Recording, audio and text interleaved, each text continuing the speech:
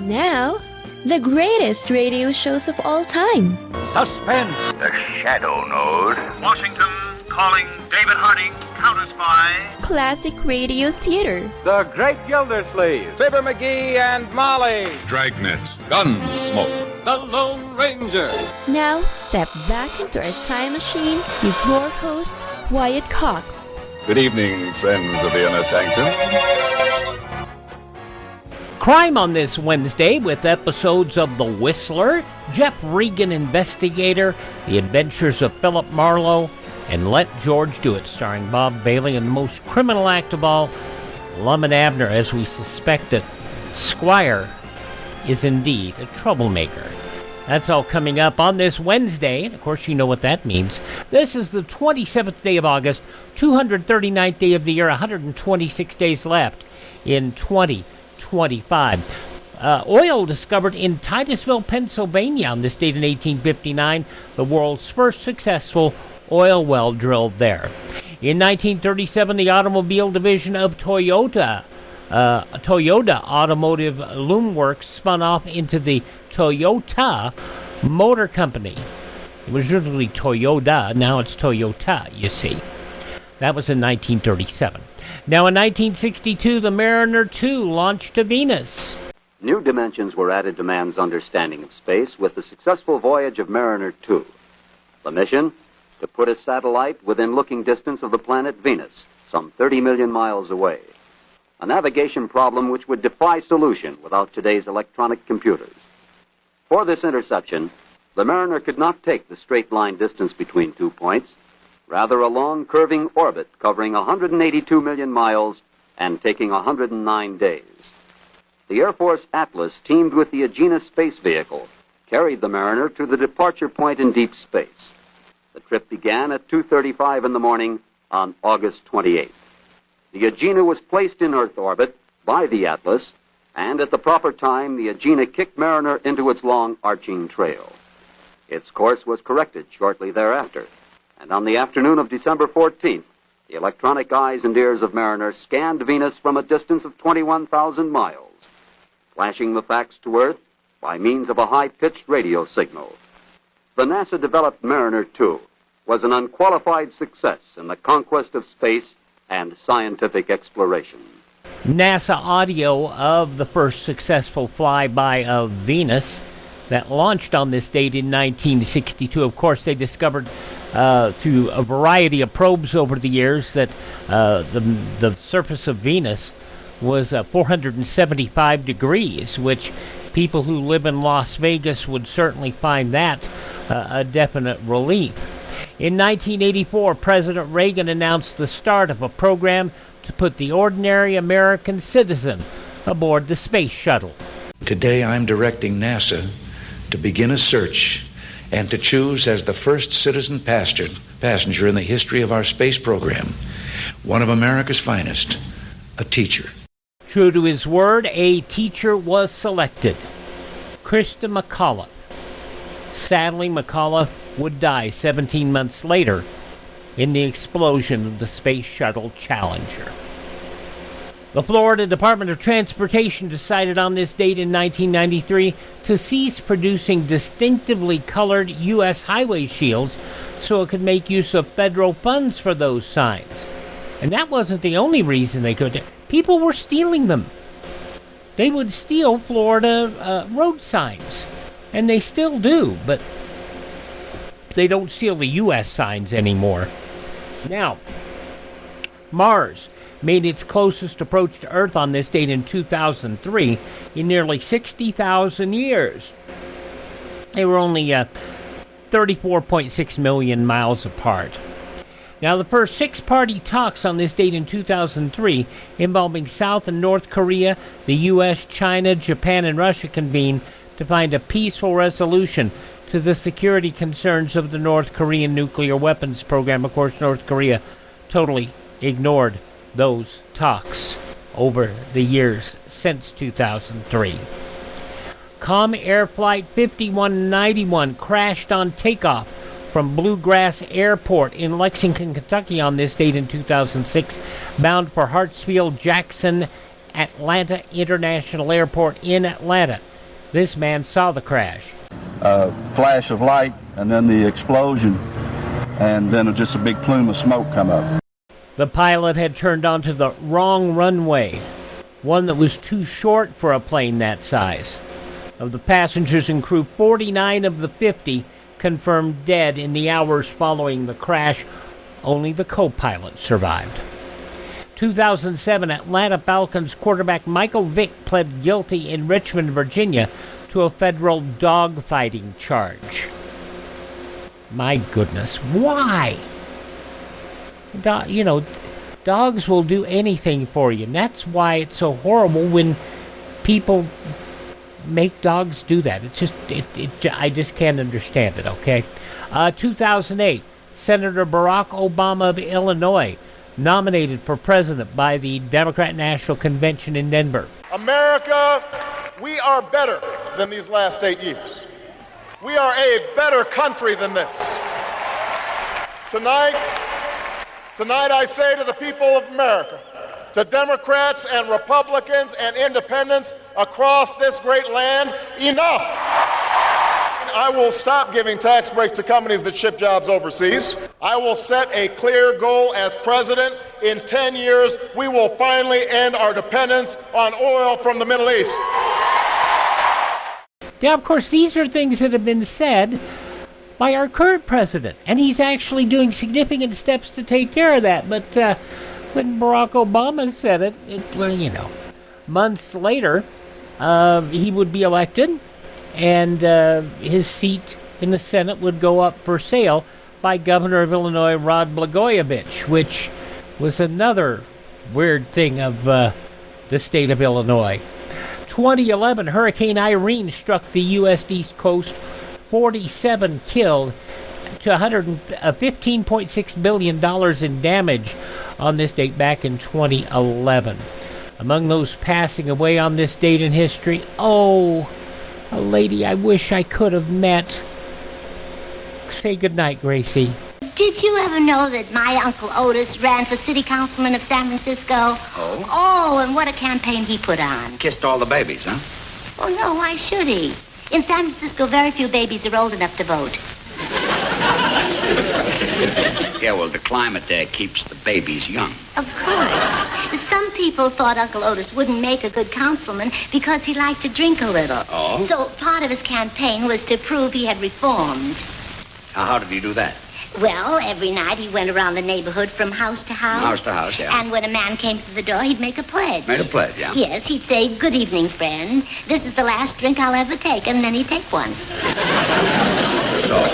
So after about 20 or 30 pledges, they carried him home. On a stretcher, no doubt. Oh, no, by that time, he was so stiff he didn't need one. If you are a fan of Gracie Allen, I encourage you to pick up a copy of George Burns' book, Gracie, A Love Story. And just thinking about the ending of the book still brings tears to my eyes today. They truly loved one another. Married for 40 years. The book, you can find it many, many places. And strongly encourage you to grab a copy of Gracie, A Love Story by George Burns. Gracie Allen, passing away on this date in 1964. Also passing away on this date, the manager of the Beatles, Brian Epstein. A man who published tons of books, but is probably best known to Americans as being a part of What's My Line, Bennett Cerf. Photojournalist Margaret Bourke-White, authorist, humorist, TV personality Sam Levinson, funny man, guitarist Stevie Ray Vaughan, who died of a helicopter crash on this date in 1990, spoke to reporters previously about his philosophy of the blues. No matter what kind of blues you're playing, the reason for the music is to soothe. Stevie Ray Vaughan, passing away on this date 35 years ago. Also passing away on this date from Mission Impossible and Vegas, Greg Morris, and wrestler, manager, Luna Vachon. All passing away on this date in history. A lot of birthdays today. including Vice President of the U.S. under Calvin Coolidge, Charles G. Dawes, also the co-founder of the Rolls-Royce Company, Charles Rolls, President Lyndon Johnson, born on this date. My fellow Americans, I accept your nomination.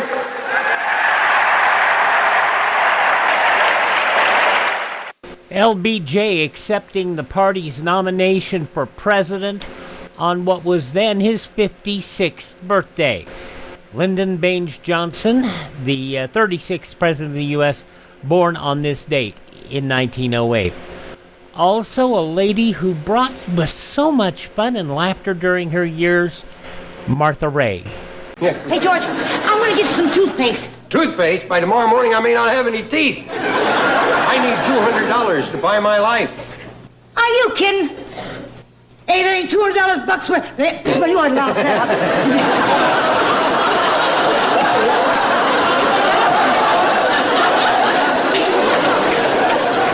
You can't. You got to go down and have them fitted. You can't send it off.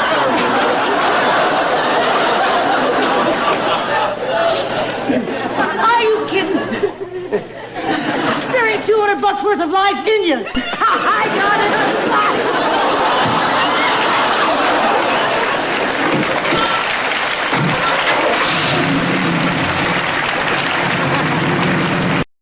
With the delightful Red Skelton, those are two people that really could make you laugh. And even when they're reading lines and they get them wrong, they make you laugh even more than the lines were. Martha Ray, oh, we miss her so much. Born on this date in history. Country singer Jimmy C. Newman, you knew him from Newhart and I Dream of Jeannie. Bill Daly, born on this date. Well, Sidney wrote them all in an hour, now we're doing what are we doing, like 40 shows. He wrote them and left.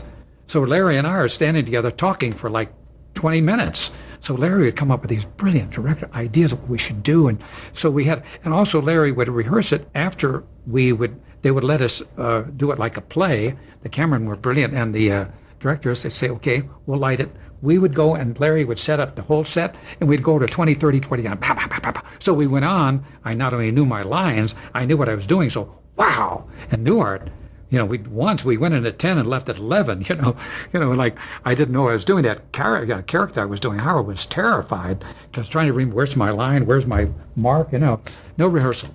But it worked great for Bob. The truth behind I Dream of Jeannie. Shows were written, no real direction given, and Bill Daly and Larry Hagman went in and improv the whole thing. And you ever wonder why the shows were always so good? That would explain it. Bill Daly passing away in 2018, born on this date in history. Daryl Dragon of the Captain and Tennille, born on this date in history. And Pee Wee Herman, Paul Rubens, born on this date. What's that thing you have, Pee-wee? Oh, my abstinence ring. No, in your other hand. Oh, this thing? It's my new iPad. What's an iPad? The iPad is Apple's latest revolutionary device. The consensus on the internet is that its name closely resembles a popular brand of sanitary napkins. What's a sanitary napkin? Dog honky. It's a napkin that's super clean. As Pee Wee Herman, Paul Rubens, born on this date in history. We lost him 2 years ago. He was 70? Hi, this is Jeff Foxworthy. It is now time for the birthday announcements. The following people are now officially older than dirt. The big teen idol, teenage crush back in 1957, Tommy Sands, 88 years old today. She was in The Many Loves of Dobie Gillis as Talia Menninger and had such a troubled childhood. Wonderful actress, though. Tuesday Weld, 82 today. You know him as Staff Sergeant Rizzo in MASH, Lieutenant Provenza on The Closer and Major Crimes. G.W. Bailey, 81 years old today.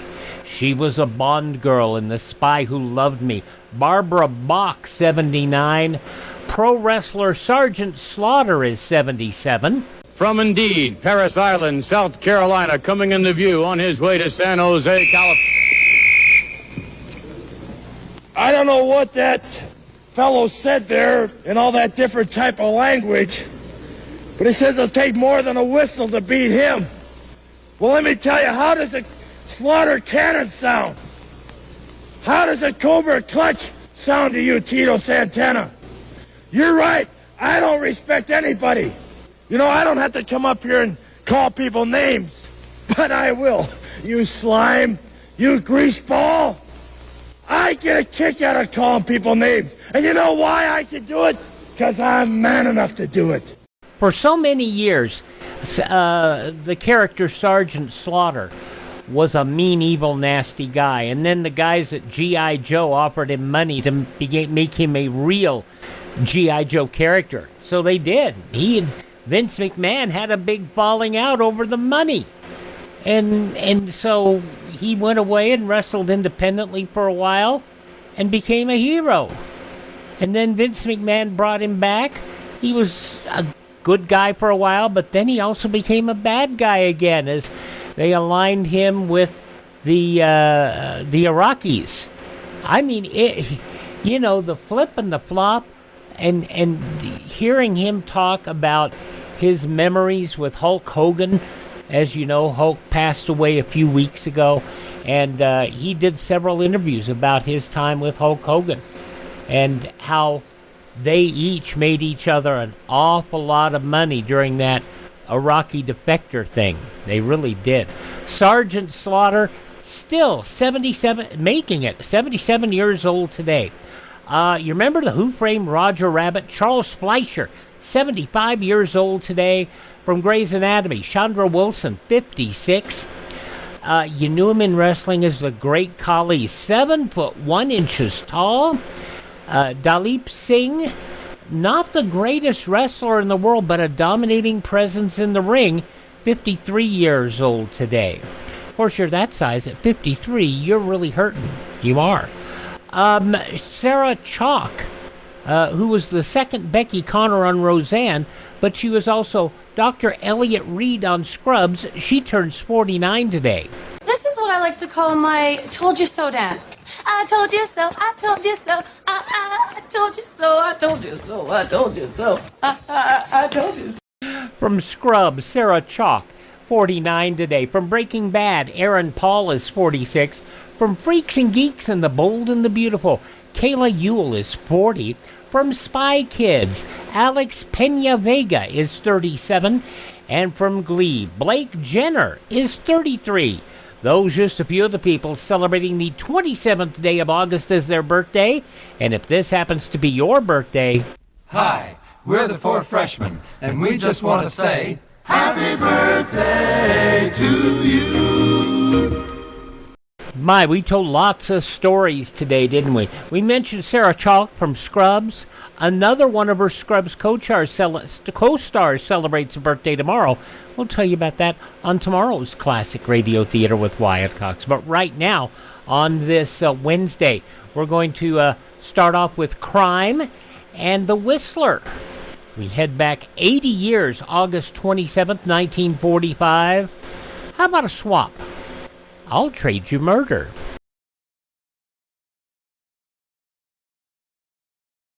Two weeks, 14 days, 326 hours. Every second that your family could be exposed to radiation after a nuclear attack.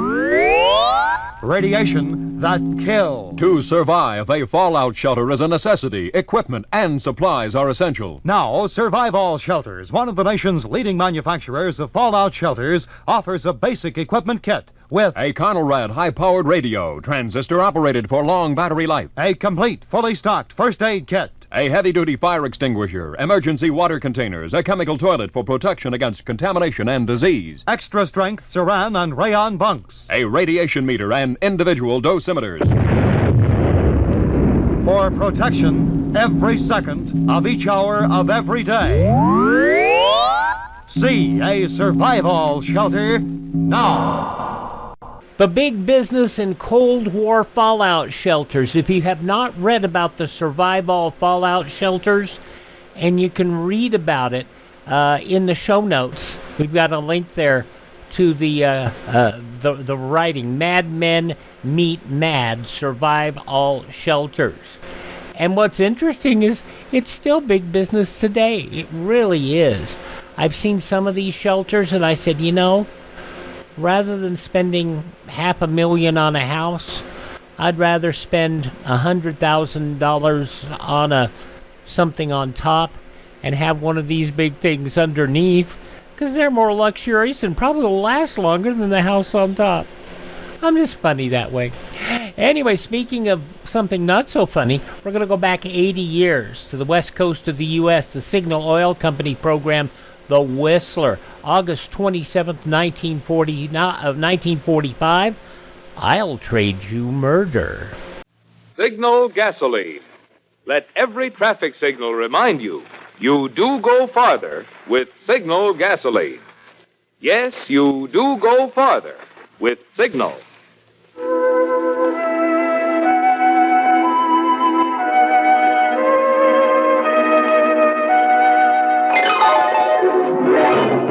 The Signal Oil Company and your neighborhood Signal dealer bring you another curious story by The Whistler. Tonight, I'll trade you murder.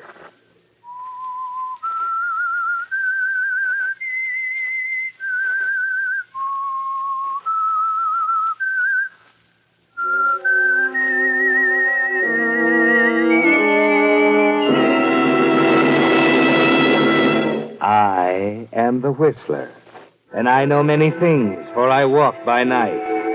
I know many strange tales hidden in the hearts of men and women who have stepped into the shadows. Yes, I know the nameless terrors of which they dare not speak.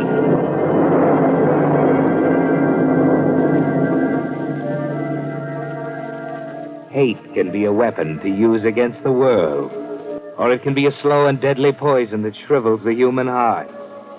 For example, take the case of Henry Reichman, 55, unmarried, employed at the Dover Bookshop on High Street.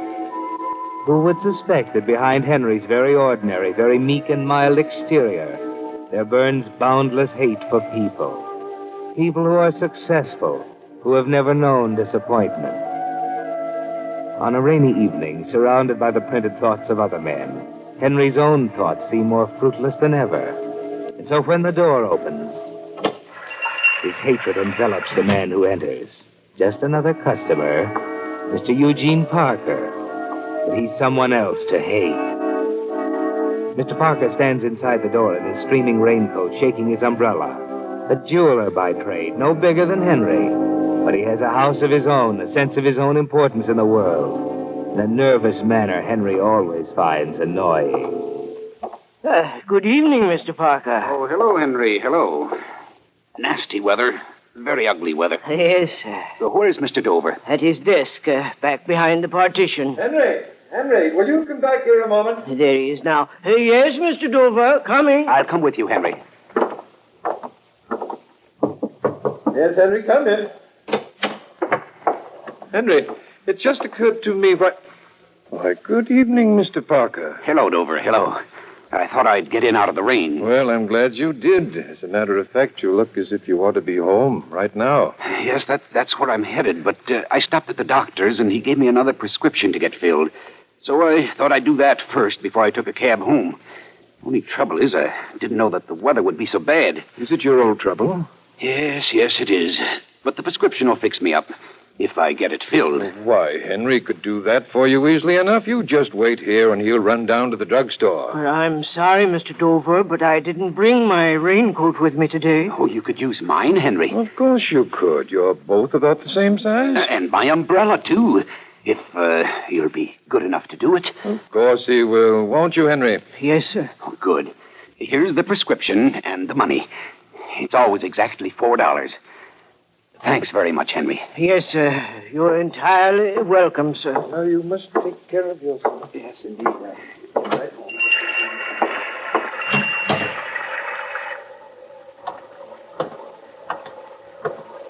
Not so fast, buddy.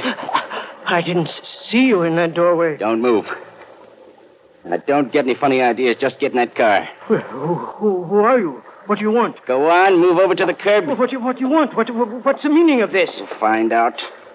Get inside. No, I won't. You've made some mistake. Oh, that's a gun. Now, will you quit arguing and get in that car? Yes.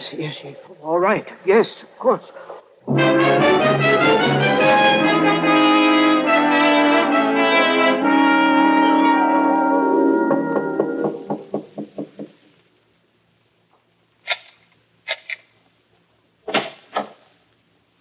Okay, Floyd. Come on in. You heard him. Get inside.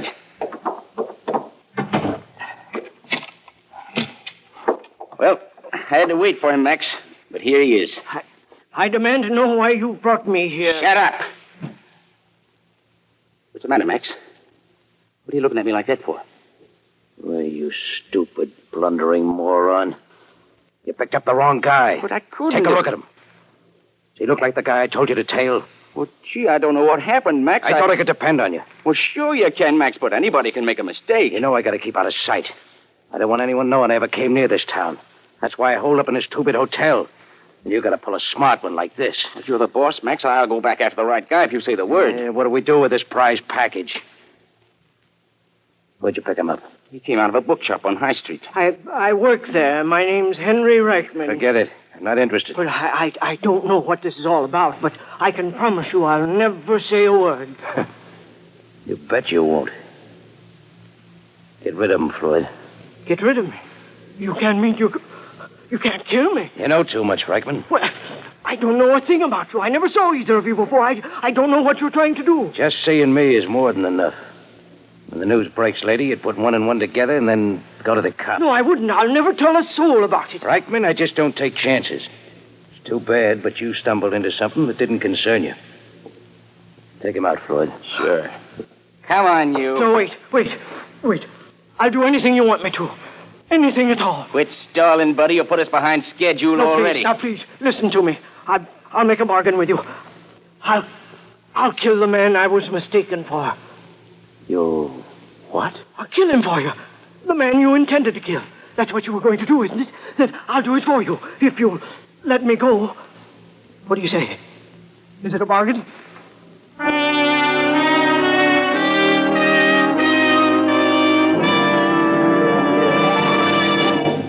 Tonight's the night, friends, for news I've been waiting 4 years to bring you. New Signal Ethyl is here. Post-war Signal Ethyl. The gasoline of tomorrow that you can enjoy today. Many signal stations from Canada to Mexico already have it, and the rest are being supplied just as fast as deliveries can be made. I could tell you about the pep and pickup and anti-knock of new Signal Ethyl. Oh, but that'd be spoiling the surprise.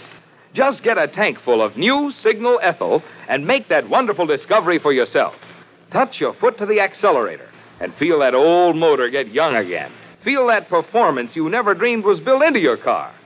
Oh, there's real driving fun. New Signal Ethyl driving. So keep up that good habit of stopping at the friendly station in your neighborhood with Signal's familiar yellow and black circle sign. Be among the first to find out how much fun driving can be with new Signal Ethyl. I repeat, many stations already have it. Others are being supplied as fast as possible. And now, back to the Whistler.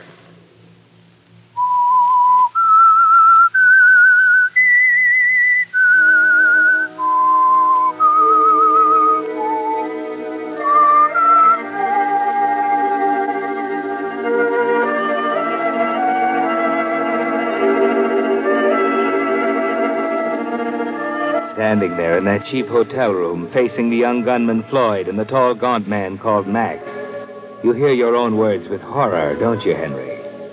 You had offered to kill a man to save your own life. It's unthinkable, monstrous, an insane slip of the tongue. Yet in the same instant, you know you meant it. For the hatred that has slowly festered in you has suddenly found an outlet, hasn't it? Perhaps if you had resorted to murder many years before... But Max is about to answer you, slowly licking his lips. He looks intrigued. Maybe he's the kind of a guy who will take a chance on a proposition like this. You're not very funny, Reichman. I mean it.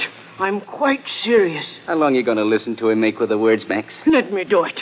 I'm a failure. I'm a coward, a nobody. But now for the first time in my life, tell me the name of your victim. You going to listen to him all night, Max? You've got to tell me. Tell me his name. I don't think so. You know too much already. Then what harm will it do? After all, if you're going to kill me anyway. Yeah. There's something to that. Of course there is. If I'm going to die, I have the right to know why. Whose place have I taken by accident? You ought to be able to figure that out for yourself. No. Tell me. Why do you think Floyd picked you up? Well, I've already told you I don't know what this is all about. Whose raincoat are you wearing? That's the answer. You mean Mr. Parker? Sure. Mr. Eugene Parker. But that's impossible. Why, he's a respectable man. Mr. Parker's a jeweler, repairs watches, things like that. Well, things like that are what get him into trouble. He's a double-dealing little weasel. Well, I'm sure you made a mistake. Everybody knows Mr. Parker. He dropped into the store tonight because he didn't feel well. Say he didn't feel well. He knew I was tailing him. But he couldn't. He asked me to go to the drugstore to get a prescription for him. It's right here in my pocket. Never mind. But I just don't understand. I think you do, Reichman. Mr. Eugene Parker knew Floyd was following him. So he ducked into your place and lent you his raincoat to throw Floyd off. He knew Floyd would stop you or pick you up, maybe even plug you and run. But that means he knew I might be murdered by mistake. Little thing like that wouldn't stop Parker. His own skin always comes first. How do you know about him? What's your connection with him? You know what a fence is? A receiver of stolen property? That's Parker. But his arithmetic isn't too good. In fact, it's so bad we came into town to subtract Mr. Parker from our scheme of things. Let me do it for you. I've a reason now. Are we going to listen to this chump all night, Max? Wait a minute, let him talk. He interests me. You understand why, don't you? He was willing to let me die in his place. Now I have a right to kill him. Okay. Let's say we let you do it. Then I'm free to go. I saved my own life. The double cross, Max. I better take care of him. But you haven't anything to fear. The risk is all mine. Why, do you think I dare tell anyone about you? I couldn't. It'd mean my own neck. Sounds pretty good, Reichman. Well, it's ideal for you. You have nothing to lose and everything to gain. You'll eliminate him at no risk to yourselves. He's right, Floyd. It'd put us in the clear. Nobody could touch us. Yeah? How do you do it with Parker still back in that bookshop? Well, let me call up the shop. I'll see if he's still there. Keep away from that phone. Well, then, call the number yourselves. The Dover Bookshop. Look it up in the directory, Floyd. I can tell you what. I'm not taking any chances. Look it up, Floyd. What do you want to waste time for, Max? I'll take him out and then go find Parker. Get that number, I said. We'll find out where Parker is first. Then we'll decide what to do.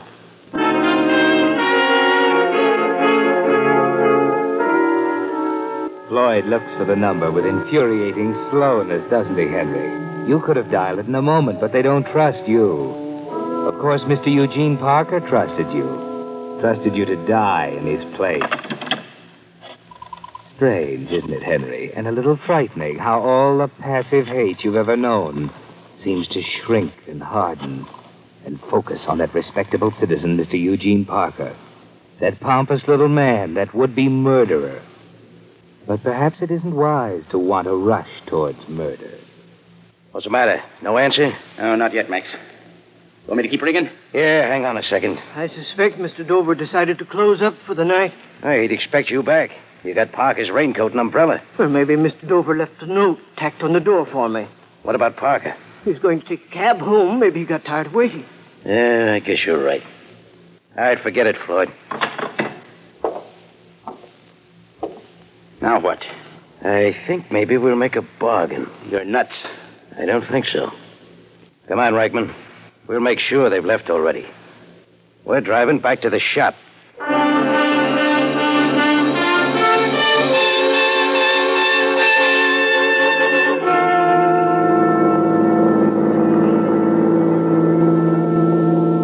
Mr. Dover's closed up. There it is. You can see for yourself. The lights are out. Pull up, Floyd.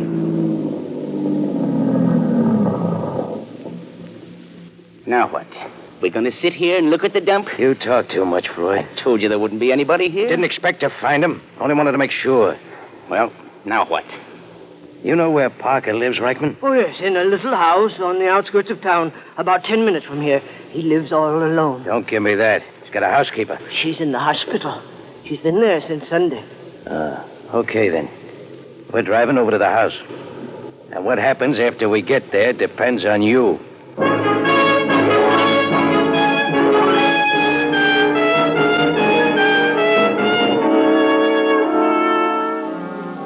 You're on the way to Mr. Eugene Parker's house now, Henry. But you've made your bargain, Henry.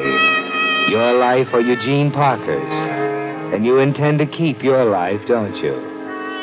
If only there was some way you could get rid of Parker and not have to pay the penalty. And at the same time save your own skin. But that's just wishful thinking.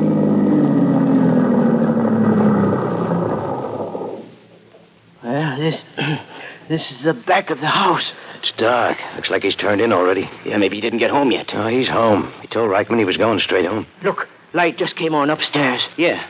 I guess he just went up to bed. What do you want me to do now? You still want to go through with this, Reichman? If I say I don't... Brother, that's just too bad. I didn't ask you. Don't give me none of that. Easy, Floyd, easy. Not trying to back out, are you, Reichman? Oh, no, of course not. But you must promise me. You're not in any position to make demands. Take care of Parker. That's all. Where's the gun I'll use? Give me a shoulder automatic, Floyd. It's got a silencer. You're nuts. If I slip me my rod, he'll start pumping us so full of lead we won't know what hit us. Take the clip out first, you moron. Go on, unload it. What for? Do what I say. What good will an empty revolver do me? I don't take chances, Reichman. You can load it inside the house. Now, come here. Watch the way Floyd does it. He's like this. And this here's the safety catch. All right. I understand how it's done. Well, now it's empty. Give it to him. Max, I still Give it to him. All right. I'll leave just one cartridge in the clip. Why, just one? We're not taking any chance on you barricading yourself in there and using that on us. Put it in your pocket, Reichman. All right. Now, listen to me. Floyd will get you in the back of the house. Are you sure? The door will be locked. I know it'll be locked, but Floyd will get you in. We'll give you 5 minutes to do the job after Floyd comes back into the car. Well, that may not be long enough. I won't know my way around the house. I'll have to move around pretty carefully. All right, here. Here's a flashlight. You can use that. Thank you. Just 5 minutes? That'll be enough. If you're not out, we're coming in after you. And the cops couldn't get clear out here in less than 15 minutes. Remember that. I'll do it. You don't have to worry about me. Just worry about yourself, Reichman. Don't try any double-crossing. You've seen what happens to double-crossers like Parker. I know what to expect. I know our bargain. See, you don't forget. Okay, Floyd. Get him inside.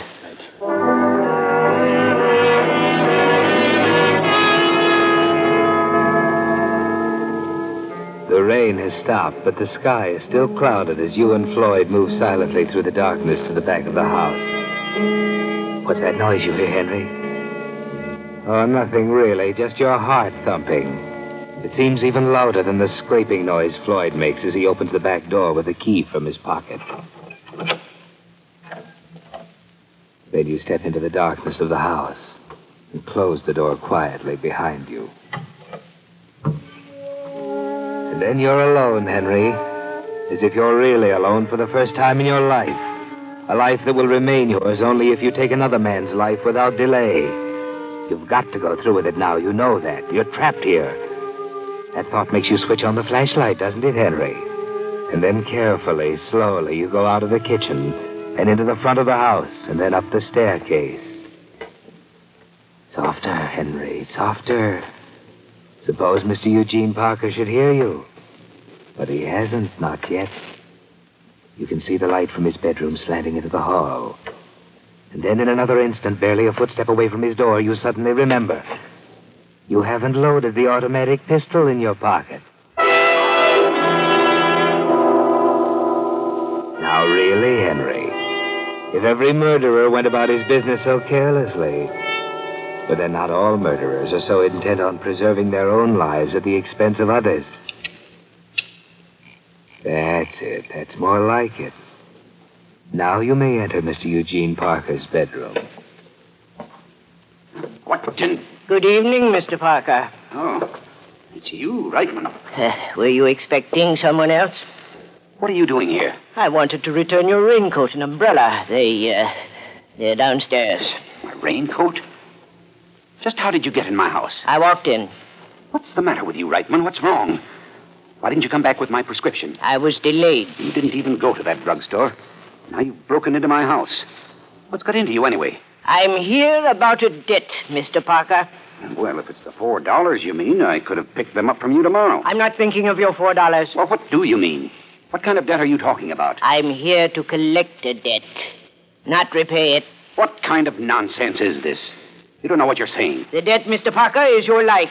Your life or mine. I have listened to enough of this. I'm going to call the police. I wouldn't advise it. I said I would not advise it. You think you can... Where did you get that revolver? From certain friends of yours. The friends you knew would see me wearing your raincoat and carrying your umbrella. I don't know what you're talking about. Yes, you do, Mr. Parker. You know exactly why I ought to kill you. Kill me? Well, does that surprise you so very much? Well, I don't know what you mean. I can't imagine what's got into you. You only waste time by lying, Mr. Parker. You see, I've met Max and Floyd. You do know them, don't you? What are they? What have they told you about me? They've told me enough to make me want to kill you. No, you can't. You can't. Why shouldn't I? You'll be caught. You have no reason to kill me. Well, you expected Floyd and Max to murder me. No, I didn't. I swear I didn't. All I wanted was a little time. I knew they'd learn their mistake right away. And you knew they'd rectify their mistake by killing me. Or perhaps you hoped they'd kill me and not realize they'd made a mistake. That was it, wasn't it? No. That's exactly what you were counting on. No, I was desperate. But I didn't mean you any real harm. When I came into the shop, I thought I could slip out the back way. And when Dover insisted you get the prescription for me, I didn't really think about you, Henry. Yes, I know. You can't gain anything by killing me. Not a thing. I stand to lose my life if I don't. If it's money you want, No. I'll pay you well. I know Dover pays you starvation wages. I'll give you enough so you can leave the bookshop. You won't have to work there again. I don't want your money, Mr. Parker. Don't be a fool. Nobody need ever know about tonight. I'll certainly never tell. $5,000, Henry. I'll give you $5,000 if you'll simply walk out of here now. $10,000. I have the cash in the house. I can get it for you now. Don't move, Mr. Parker. But if you'll only let me get it for move. you can't shoot me, Henry. You can't do it. You can't. I think I can, Mr. Parker. Because I must. No, Henry. I'm a sick man. You know I'm not well. If you had any mercy, No.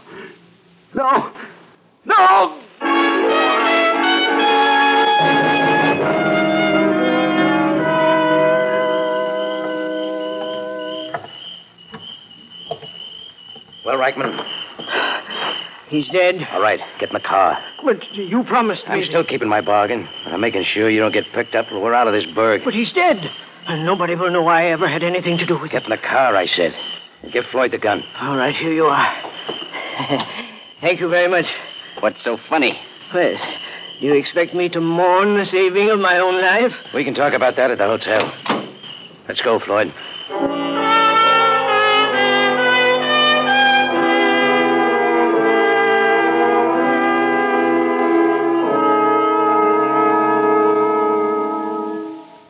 Haven't you kept me in this room long enough? Yeah, maybe you're right. Maybe it's time we all got out. Am I free now? You will be when we get to the street. Just remember what I said. Keep your mouth shut about tonight. I will. Nobody shall ever know. All right, Floyd. Open the door. Now, you, Reichman, follow Floyd. You wait. What's up? There's a cop at the end of the hall. What? A cop? I told you, Max, you should have let me take care of him in the first place. I know. Nothing's going right for me since I hit this rotten town. But he's dead. Parker's dead. I don't know anything about any policeman. I didn't think you'd have nerve enough to cross us up, Reichman. What? Parker's dead, I tell you. It's too bad you can't prove it. But I can prove it. Yeah, maybe you can at that, Floyd.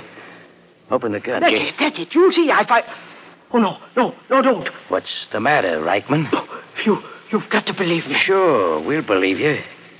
Pull the clip out of the gun, Floyd. How about it? Double-crossed us. No, he's dead, I tell you. This rod hasn't been fired since I gave it to him. No, now wait, let me explain. Kind of late to explain, Reichman. You made a deal with Parker, didn't you? No, he's dead. Sure, without a shot being fired. Yes. You had him call the cops. And now they're outside. Max, I told you. No, he couldn't have called the police. He was dead. You turned us in, Reichman, but it's the last double cross you'll pull. Wait a minute, Floyd. Wait, nothing. With the record I've got, I'd kill this. Please don't.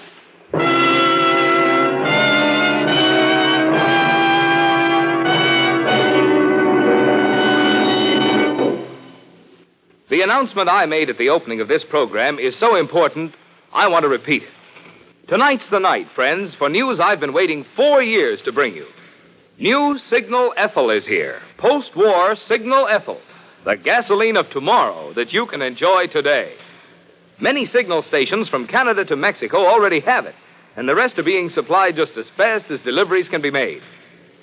Now, I could tell you about the pep and pickup and anti-knock of New Signal Ethyl, but that'd be spoiling the surprise. Just get a tank full of New Signal Ethyl and make that wonderful discovery for yourself. Touch your foot to the accelerator and feel that old motor get young again. Feel that performance you never dreamed was built into your car. Ah, there's real driving fun, New Signal Ethyl driving. So keep up that good habit of stopping at the friendly station in your neighborhood with Signal's familiar yellow and black circle sign. Be among the first to find out how much fun driving can be with New Signal Ethyl. I repeat, many stations already have it. Others are being supplied as fast as possible. And now, back to the Whistler.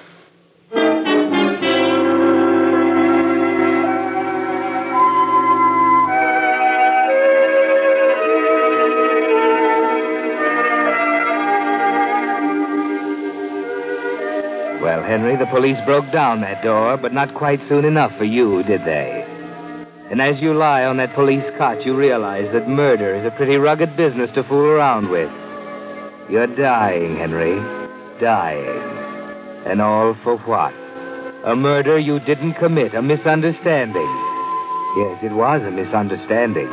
You didn't kill Mr. Parker. Well, not with a gun, anyway, but he was dead. Yes, Mac and Floyd found that out at the police station a little later. Look, you got nothing on me.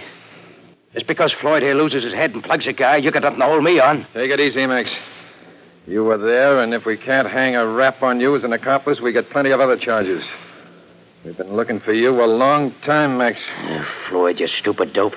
Why'd you have to go and lose your head? Difference did it make? They had us anyway. Reichman double-crossed us, and Parker phoned the cops. They had us cornered. What are you talking about? Who's Parker? As if you didn't know. Mr. Eugene Parker, who tipped you off where we were. Nobody tipped us off where you were. What? And if you mean the Eugene Parker who lives out on Elmhurst Road, he couldn't have tipped us off. We just had a call out there. He's been dead for a couple of hours. Dead? Yeah. Neighbors thought they saw somebody snooping around and got suspicious, so we went out. Found Parker dead. From a heart attack. A heart attack? That's what the coroner says. Looks like he had some sort of a shock. What do you know about it? Nothing. Nothing at all. We must have gotten the name mixed up. Yeah? And what was that about Parker calling us? You thought that was why the patrolman came to your room at the hotel? Well, yes, sir. That cop was coming to tell you parked your car in a loading zone. In this town, it's a $5 fine. But I guess it's going to cost you two a whole lot more than that.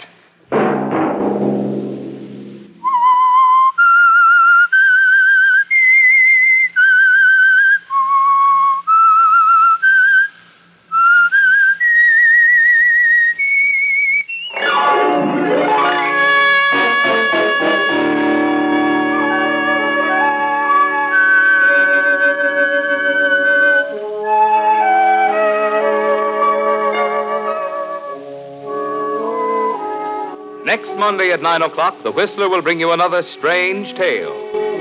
The Whistler is broadcast for your entertainment by the marketers of Signal gasoline and motor oil and fine quality automotive accessories, and by your neighborhood Signal dealer. This program, directed by George W. Allen, with tonight's story by Les Edgley, music by Wilbur Hatch, is transmitted to our troops overseas by the Armed Forces Radio Service. This is Marvin Miller speaking, and suggesting that you let every traffic signal remind you that you do go farther with Signal gasoline. Yes, you do go farther with Signal.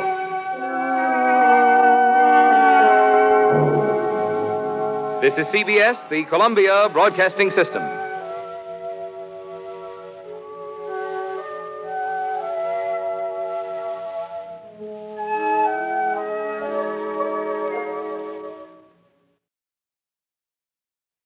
"80 years ago, August 27th, 1945, The Whistler on Classic Radio Theater with Wyatt Cox."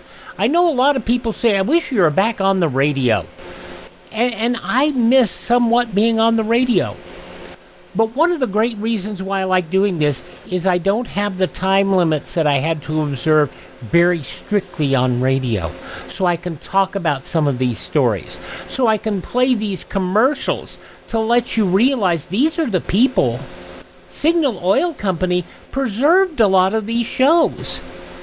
Because as advertisers, as the sponsors, they were given these discs, or given the opportunity to get the discs.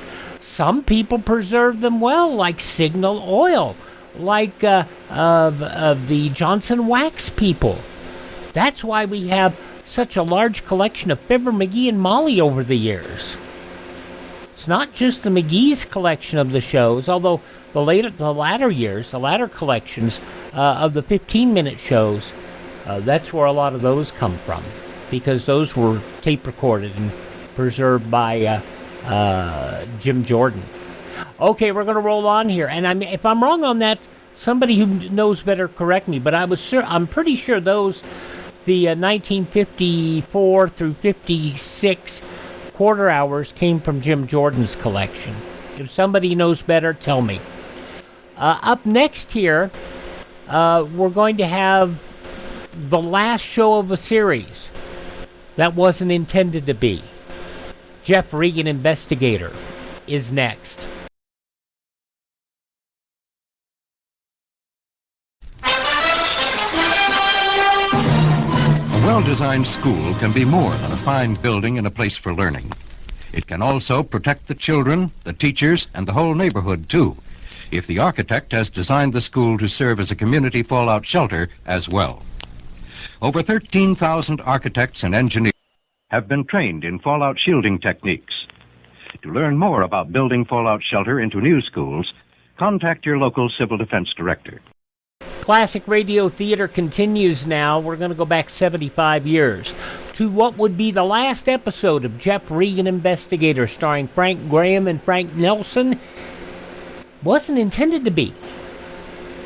There were more shows prepped, and there was, well, we'll tell you about that in a minute. Let's listen to Frank Nelson and Frank Graham. Jeff Regan Investigator. Gentlemen prefer horses?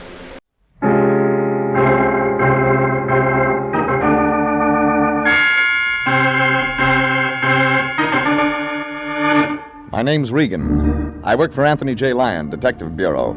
They call me the Lion's Eye.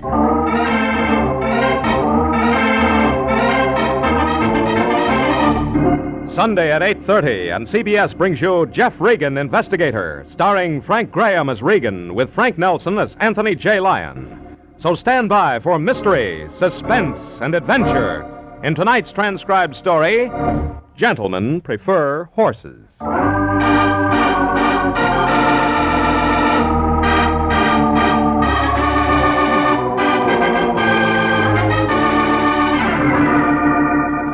Like they say in the racing form, it was a clear day, track fast, and a field of 7. Any way you looked at it, the smart money was on the Stevens entry. Except for me. I had a hot tip from a guy named Crenshaw, a jockey who finished in a dead heat with a bullet. I walked into the Lion's office that Tuesday afternoon. His hands were folded across 200 pounds of chest, and he wasn't being too particular about the cigar ashes on his vest. It was an expensive cigar. Kind he lit up on his birthday, New Year's, and at funerals. Well, come in, Jeffrey, my boy. This is a fine day, a very fine day. Yeah, I can tell by the smell. Dollar cigar? 50 center. They were out of my usual brand. Ah, price of rope's gone up. Who cares? Today we're living off the fat of the land. Today we're having champagne and caviar. Figuratively, of course. Yeah, sounds like fancy figures. Who furnished them? Who but our new client? Jeffrey, today you and I have the pleasure of serving a young man named Boots Crenshaw.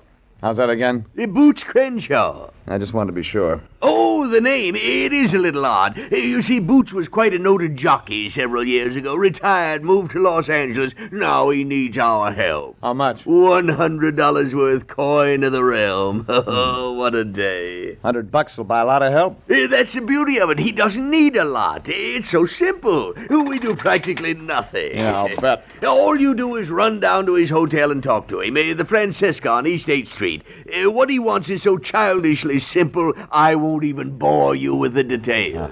Look, General, if it's that simple, maybe you better hire somebody on day rates to handle it. I don't know a thing about horses. Exactly. That's why you're ideal for the job. Because I don't know anything about horses? That's right. You see, Jeffrey, my boy, although Boots Crenshaw is an ex-jockey, he says there's only one thing in life he can't stand. Don't tell me. You guessed it, Jeffrey. Horses.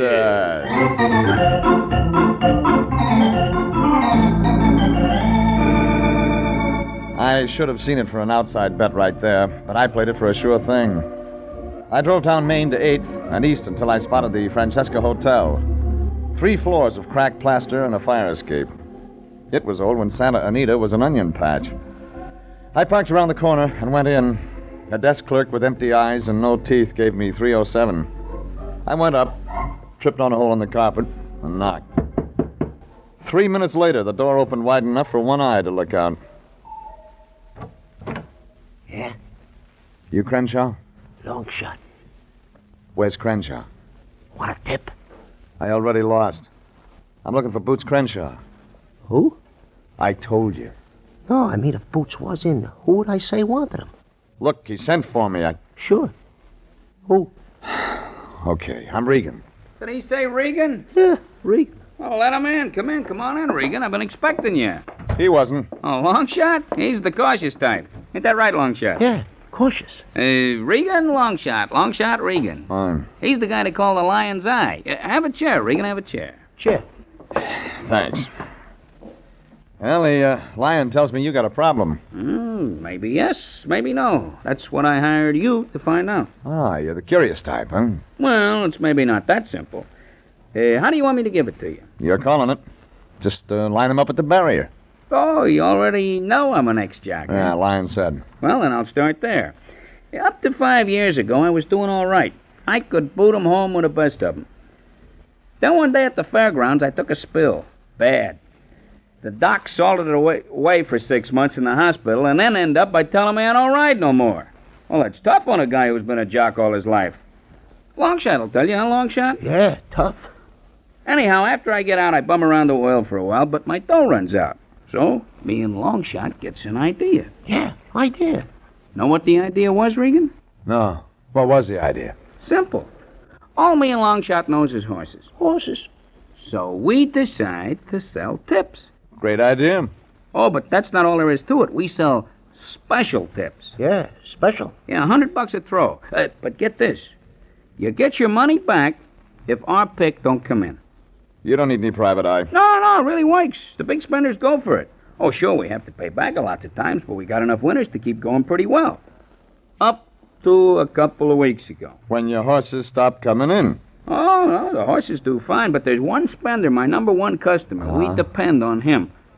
And poof, all of a sudden he disappears. Yeah, poof. Now you're beginning to talk my language. Yeah. I don't mean you, Longshot. Oh, sorry. So I look for the missing customers, that it, Boots? Yeah, sure, that's it. Mm-hmm. What do I do when I find him? Just find out about him, who he is. Who he is? Yeah. You don't know who he is? Well, that's just it. He always sends a chauffeur in with it, though. A guy named Mike. Mike says the spender's name is McMillan. Yeah, McMillan. Yeah, but you don't believe it.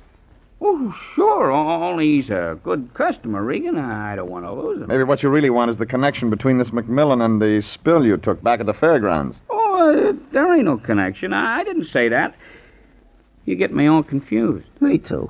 You spent a half an hour giving me background that led to nothing. Now, there was a reason. Oh, no. Yeah, the whole thing hangs together like a string of Chinese firecrackers. No, I'm giving it to you straight. You gotta believe me, Regan. You gotta. Boots.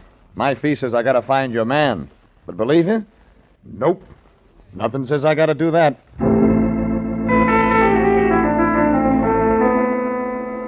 I got up and walked out, leaving Boots Crenshaw and his friend Longshot looking at each other like bewildered kids after an unloaded gun went off. Well, I had two things. A chauffeur named Mike and a spender who probably wasn't named McMillan. I headed down the stairs toward the postage stamp lobby. That's when something caught my eye. She was tall, slim, and blonde, but didn't come out of a bottle. She was looking at me, and for some reason, what she saw made her cry. Wait a minute. Wait. What do you want? Well, you were looking at me, remember? Well, that's not true. Well, then you need bifocals. I thought you were someone else. Ah, sure. Yeah. Well, your mistake. See you around. Oh, Mr. Regan. Wow. Now we're getting acquainted. I was outside the door. I heard your name. I'm his wife. Crenshaw's? Yes. What does Boots want with you, Mr. Regan? What did he tell you? Nothing. But he must have told you something. Well, only about McMillan. McMillan? You don't know McMillan, huh? No. Mr. Regan, Boots is in some kind of trouble. I've been scared stiff. If you know what it is. I don't. But maybe you can help. Look, there's a bar across the street. I got a clean handkerchief. Let's talk.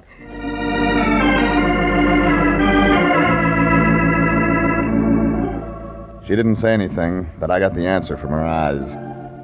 I held the door open for her, and we walked out onto the sidewalk. It was a cinch. Boots Crenshaw wasn't worth all those tears, but his wife kept on shedding him anyhow. At least until we got to the crosswalk at the corner. That's when something else happened. A baby blue convertible came cruising by, looking for a place to park. Chauffeur driven. It paused, then disappeared around the corner. The girl flinched. I had to choose between Mrs. Crenshaw or the convertible. The way she stared told me to choose the car.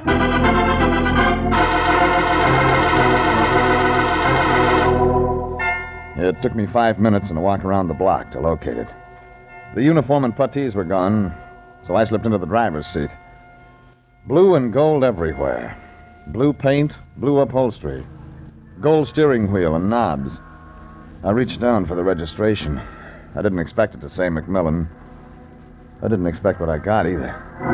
Save you the trouble, Peeper. It says Mike Johnson, 15 Windmill Road, Pacific Palisades. I should have looked in the rear vision mirror. He was in the back. So you like the car, huh?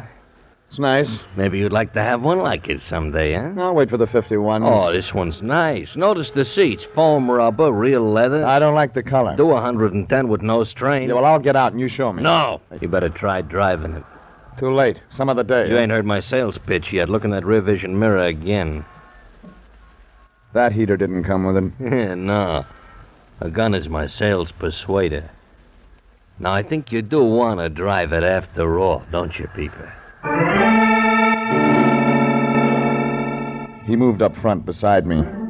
I drove. He headed me out Lakewood Boulevard. It was dark before we passed the airplane plants. And then just when I decided I was going to end up off the end of some pier, he had me turn into the oil fields. He picked a side road that was just 2 tracks in the goo. Then the ride was over, and we pulled up in front of a backdrop of pumping oil wells. Okay, Peeper, stop here and shut it off. Like I said, drives nice, huh? Doesn't use this much oil. No, none at all between changes. I made you come here just so as we can talk. Sure. Story of your life, maybe. Story? No, I'm just going to tell you one little thing, that's all. You want to guess? Sure. You're going to tell me who pays you and what for. You talk awful tough, awful long. What's McMillan got on Boots Crenshaw? Get out. Why the build-up of the $100 tip? I said get out. Okay. Okay. Now walk a little ways. That's far enough. Wait a minute. Okay, Peeper. How do I get it? In the back? Told you I wanted to tell you just one thing, and here it is. Boots Crenshaw doesn't want your help. Lay off.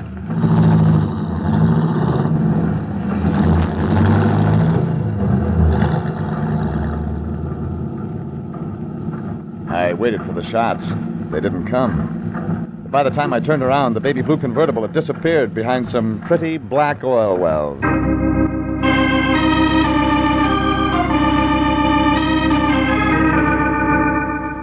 It took me an hour and a half to walk back to the boulevard and hitch a ride to my car. And it took another hour to buck the evening traffic out to Pacific Palisades. 15 Windmill Road was Spanish and set way back behind a mailbox with no name. But it could support a lot of $100 tips. I pushed the bell and tried to figure out what I'd say when someone answered. That turned out to be no problem. Yes. Well, hello, stranger. Come in. Come in out of the fog. She was small and compact and brunette. She wore black horn-rimmed glasses, but they didn't get in the way. You could say the same for the sweater she was wearing. Well, I said come in. Yeah, you did. Thanks. It's damp tonight. I don't like to keep people standing on the doorstep. You're real thoughtful. There's a warm fireplace in here. You'd like the fireplace. Sure. We can talk better in there. You do want to talk about something, I suppose. Lead the way. There. That's better, isn't it? My name's Gloria. Mine's Regan. What are you selling, Mr. Regan? Cadillacs. We already have two. This one's baby blue. Oh, you've met Mike. I sure have. Is he in trouble again? I'll talk to his boss about that. Mr. Stevens? I was told it was McMillan. No. There's nobody named McMillan here. This is the Stevens place. Oh, who are you? I told you. No, I mean, to the boss. I'm his secretary. I take dictation.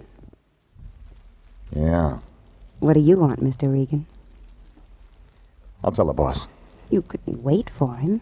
Oh? When's he due back? What did you say? That's no answer. Okay. So he won't be back for several weeks. I thought... You thought wrong, lady. This is business. About that, fireplace. So long, lady. Yeah. I'll tell Stevens you called.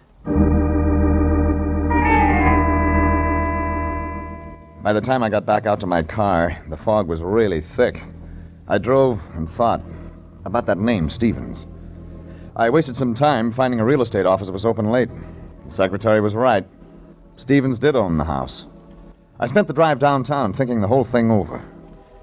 It was past 11 when I got back to the Francesca Hotel for another go at Boots Crenshaw. He was in bed, but he didn't get up to answer the door. He wouldn't be answering any more doors. He was sprawled across the covers, face up. In one hand, he had his riding silks I'd seen tacked up on the wall. But this time I really noticed them, the color. They were baby blue and gold.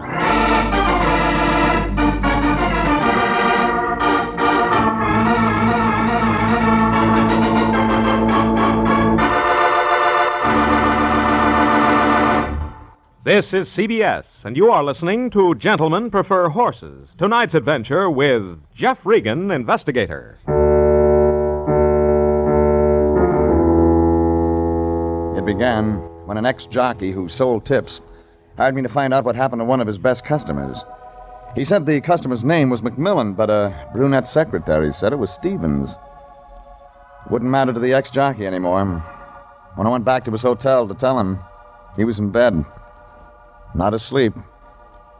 Dead. He was holding on to baby blue and gold shirt, the silks he'd worn in his last race. I called the police, and a tall, nervous lieutenant showed up. Your name?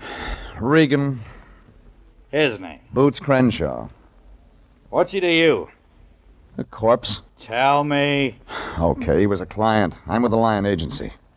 Here. Jeff Regan. License. Uh-huh. Okay. He, didn't pay his fee? Oh, you don't think I killed him? Just thought I'd ask. You got your answer. You carry a gun? Sometimes. Uh-huh. I'll keep it for you. I got a license for that. Sure. Tell me more. All right, he was an ex-jockey. He sold tips, hired me to find out why his best customer quit buying. Customer's name? McMillan, he said. Find him? No. You're doing good. The jockey had a partner. His name was Longshot Coy. This even gets better, Regan. What else? I met a fat guy in a blue and gold Cadillac. I met Crenshaw's wife. They didn't give me anything. You travel fast. I get paid for it.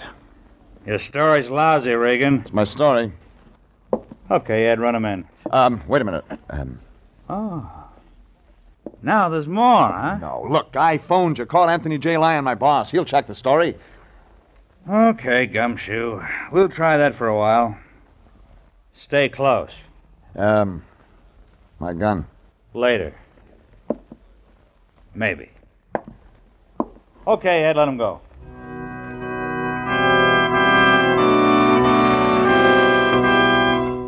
I headed outside for fresh air.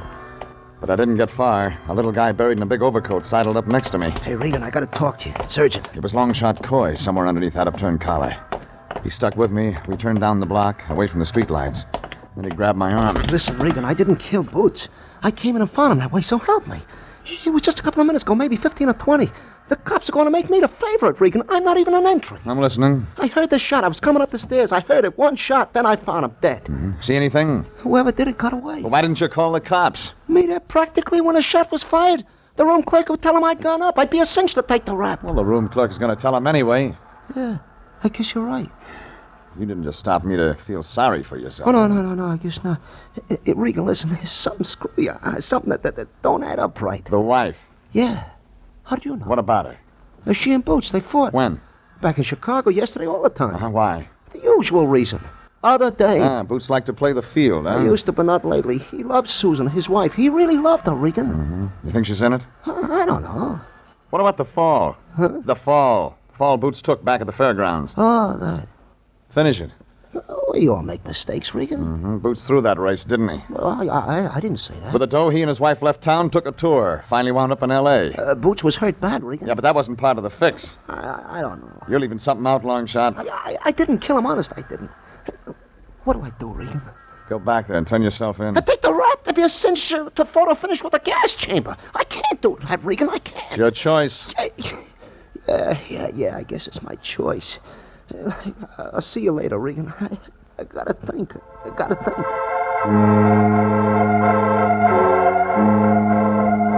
Longshot Coy wandered off in a daze, and I headed back to the bar across from the Francesca Hotel. The phone booth was empty. I called my boss, Anthony J. Lyon, asked him to phone Chicago and dig up everything he could on Boots Crenshaw and Longshot Coy. And while he was at it, I told him to check on a man named Stevens. Well, the Lion was going to be busy for a while, so I pulled up a bar stool. Then it hit me. I'd counted in everybody but the fat guy in the blue and gold convertible. I headed for my car in a hurry. Only I was too late. Get in, Regan. I've been waiting for you. He was sitting hunched behind the wheel, watching the fog. The gun in his hand was big and steady. You had to show up sooner or later.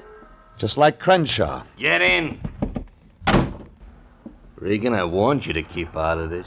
I told you it was nothing but trouble. You see, I was right. Trouble for you. This time I brought my knuckles, Regan. No answer? Oh, ain't that a shame?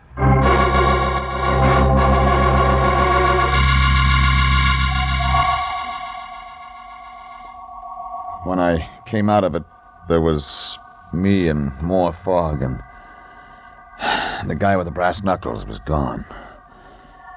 I tried to shake out the fog and get up. On the third try, I made it. The street was empty, and when I got out, even the damp air smelled good. I made my way back into the bar and found the phone booth and a nickel. The Lion answered. Regan! man, where have you been? It's been over an hour since you called. What'd you find out, Lion? What did I find out, Jeffrey, my boy? I found out everything, but everything. Okay, out with it. Oh, you'll be proud of me for this. Proud indeed. If we ever get to it. Very well, Jeffrey. I found out Boots Crenshaw was injured on July 13th, 1946. Fairgrounds track, 7th race, 100,000 added. He was riding for... The Stevens Stables.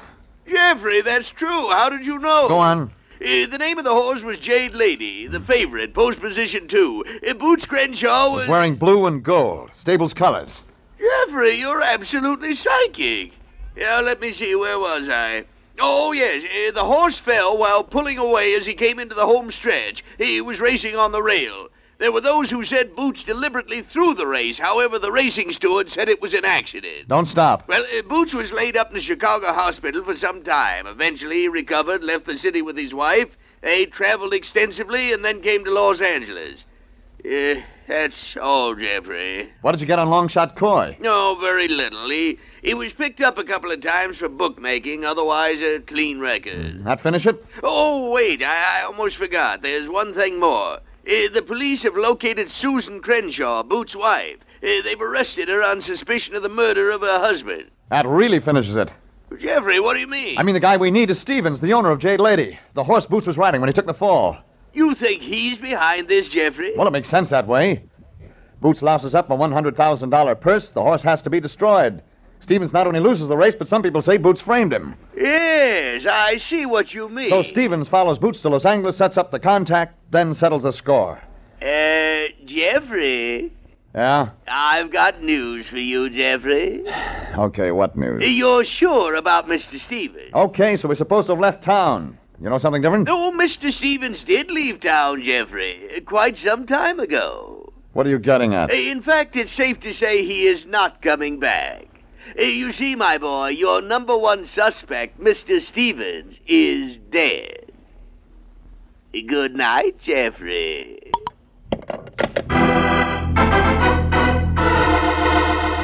It had to be Stevens. It made sense with Stevens. The time, place, the motive, everything. Even the blue and gold car fit with Boots Crenshaw's riding, only Stevens was dead. That fixed it. Somebody was running the Stevens stables, and that somebody was my answer. I headed the car out Sunset and didn't spare the horsepower.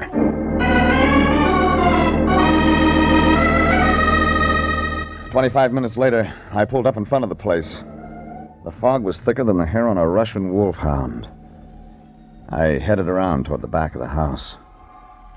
I was almost on top of it when I saw it. The big baby blue convertible, white sidewalls and all, sitting in the driveway. From somewhere behind the car, somebody was coming to meet me. It didn't figure to be a welcoming committee, and the police still had my gun. Suddenly, that somebody was named Mike, and he was diving at me, only this time I was ahead, and I stayed that way. There was a gun in his hands. It was pointing in my direction. Only I caught the barrel and bent it back, brought it down in his ear. He lay there, peaceful, a halo of fog in his head. I didn't wait, because a light flicked on back of the house, and I headed for it in a hurry. I stood looking inside. The room was big and rich-looking, and inside it there were people, 2 of them. Through the window I could see a small guy in an overcoat and a girl with a gun. I didn't wait for an invitation. Drop the gun, lady. Not a chance, Regan. Shot went high. I drove across the room toward her. Long shot was right behind me. On the next one, he was where he shouldn't have been. The bullet grazed his head, and he went down unconscious. By the time she could turn the gun on me, I was there first. Regan, let go! Like you said, lady, not a chance. Regan, my wrist! Ah. Now it's the other way, Gloria. You haven't got anything on me. A book full. You can't prove... Did you kill Boots? Easy. Everything fits you that fits Stevens. What do you mean? My answer came out, Mr. Stevens. I was looking for a man. Now, that was my mistake. Change it around, call the man Mrs. Stevens, and you come up with the same total. Stevens is dead. Sure, but you're the wife. You've been running the stables. You're Mrs. H.V. Stevens. Okay. So what if I am? The blue and gold convertible told me you were mixed up in this. Crenshaw's shirt was blue and gold. It spelled Fairgrounds, 7th race, a horse named Jade Lady. He threw the race. Yeah, sure. But that wasn't why you tailed him. Yeah? Yeah, he ran out on you, lady. If you wanted to sew him up, you could have done it after the race. But you weren't interested in a dead horse. You were interested in a live jockey. His wife. She took him away. She had a lot of nerve. He left Chicago with her. He left me with our hospital bills. Like a woman scorned. So you caught up with him, tried to force him back. But when he stuck with a wife, you killed him. Longshot Coy was going to be next. You brought him out here to the house. Yeah. Boots and I are two of a kind, Regan. Dirty little rat that could get me off. Never mind. Go on. Phone the police. You know what? I will. You know, it looks like you're entered in a race for the gas chamber, sweetheart. And the way I figure it, you'll finish 5 lengths ahead.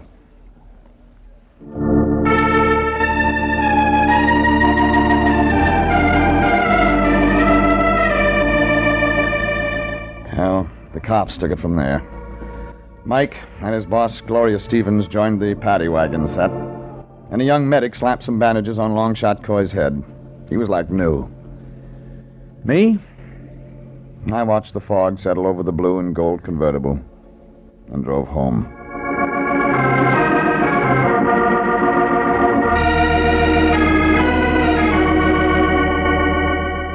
The next afternoon, I dropped in on the Lion. He didn't look so chipper. The cigar he was smoking was strictly 3 for a dime. Oh, hello, Jeffrey. Why the long face, General? Jeffrey, I'm not going to hide it from you. When the truth is hidden, only the liar must suffer. Are you okay? Jeffrey, my boy, I lied to you. I did not receive a $100 retainer from Boots Crenshaw. What? You see, Jeffrey, he had such an honest face, such an innocent look. The dirty crook. You didn't. Yes, Jeffrey, I did. Instead of taking the money, I let him talk me into taking a tip. Extra special tips, I believe he called it. So you didn't collect a nickel? No, I took the tip. After all, he guaranteed to pay me if I lost. How was I to know he was a cheat, a cad, a blackguard? Besides, it was sort of a hunch. A hunch? The horse, Autumn Frolic, reminded me of my youth. How much did you bet? $10 on the nose. Oh, why Save did it, I... Lion. Did you see the afternoon paper? No, why? First race, Del Mar. Winner, Autumn Frolic. Paid $21 for a $2 ticket. What did you say, Jeffrey? You won. Jeffrey, we're rich. We're millionaires. We're in paradise. Thanks to Boots Crenshaw. Yes, of course. Oh, dear Boots, a fine young man, a good soul. Jeffrey, remind me to write a note of condolence to his mother.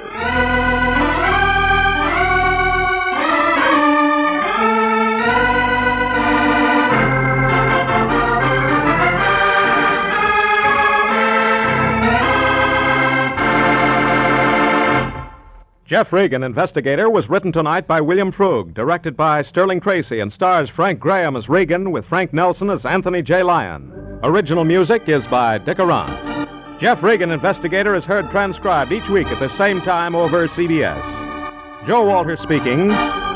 This is CBS, the Columbia Broadcasting System.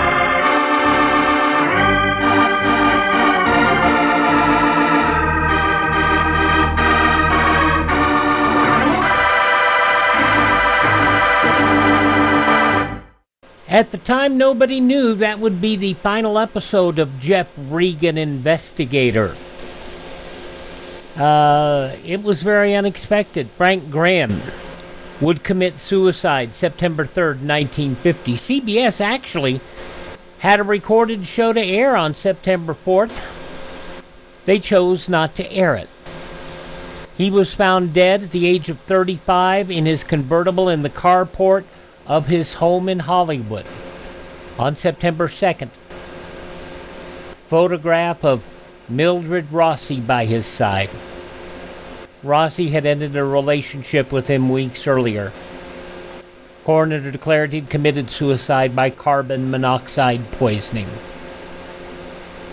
It's sad that somebody would be that depressed.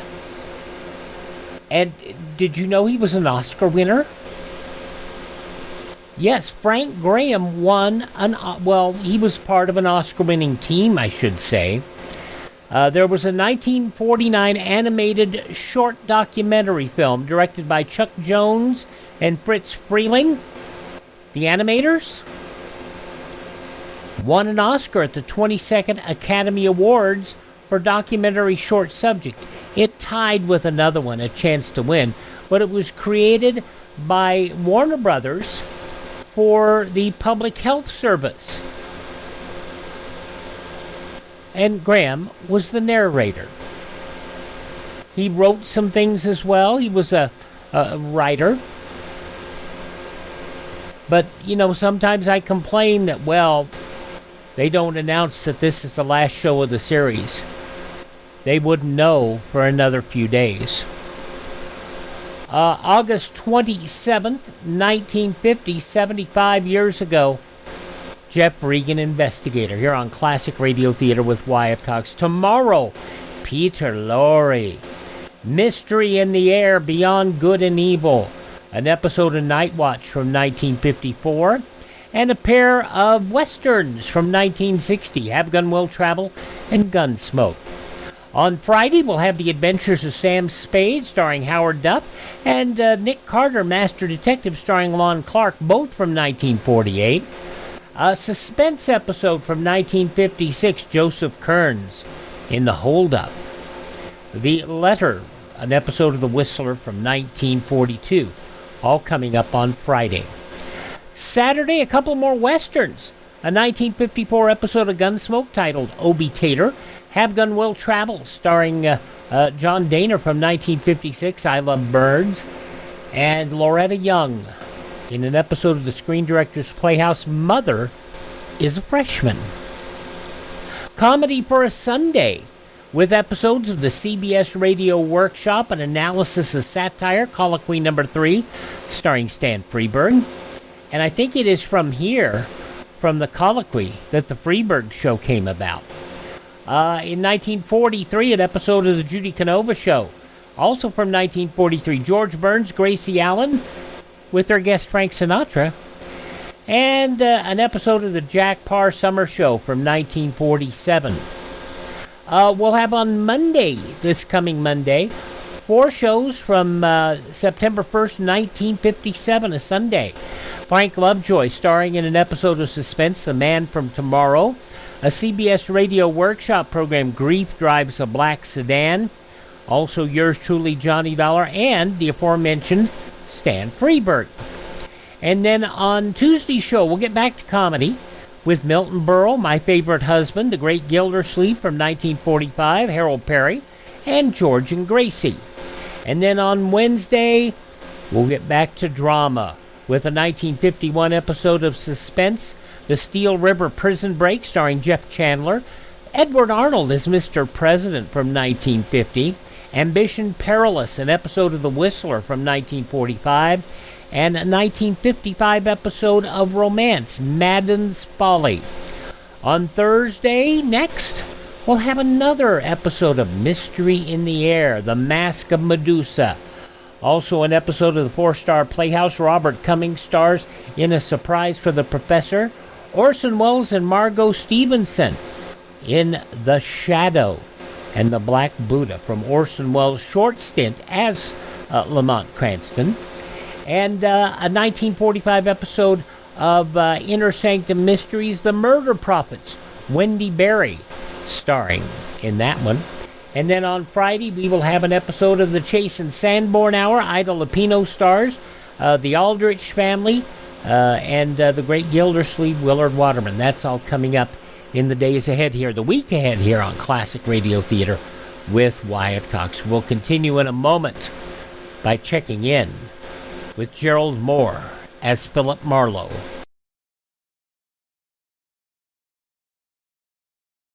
Know what CONELRAD means? It stands for Control of Electromagnetic Radiation. Sounds pretty complicated if you're not an electronic engineer, and yet all you have to do is dial your AM radio to 640 or 1240 in the event of an enemy air attack. And thanks to CONELRAD, you will continue to receive official information. Remember, in times of civil defense emergency, for official news and civil defense instructions, dial CONELRAD at 640 or 1240 on your AM standard radio.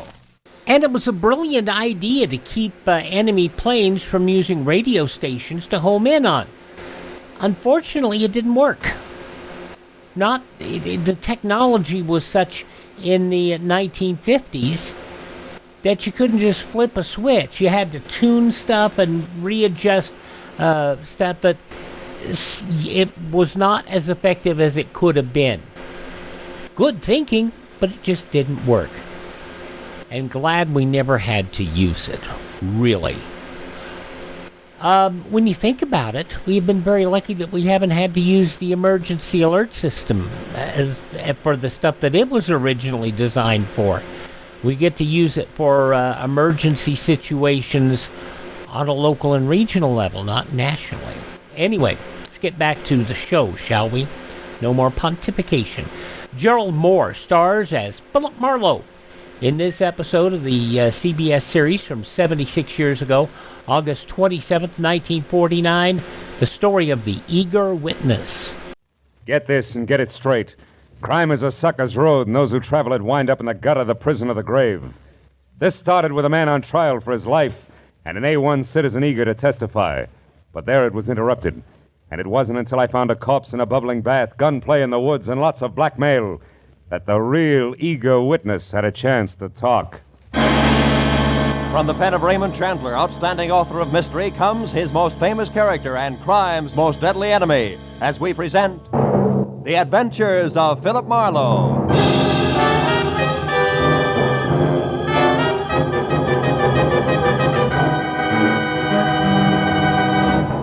Now, with Gerald Moore, starred as Philip Marlowe, we bring you tonight's exciting story, The Eager Witness.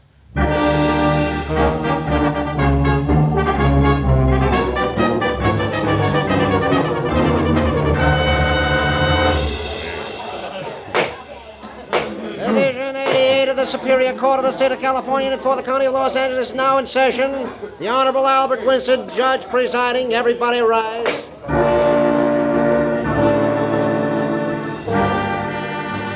It was the case of the people versus the oft-arrested, never-convicted, smooth Earl Jernigan, sometimes bookie, charged in the first degree with a month-old killing of a kindly, gray-haired horse trainer named Kurt Harper, who had once almost been my client.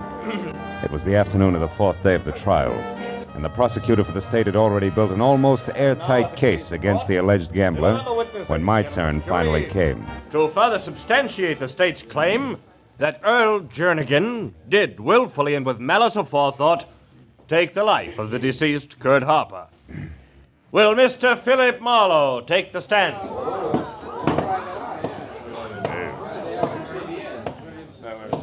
Raise your right hand.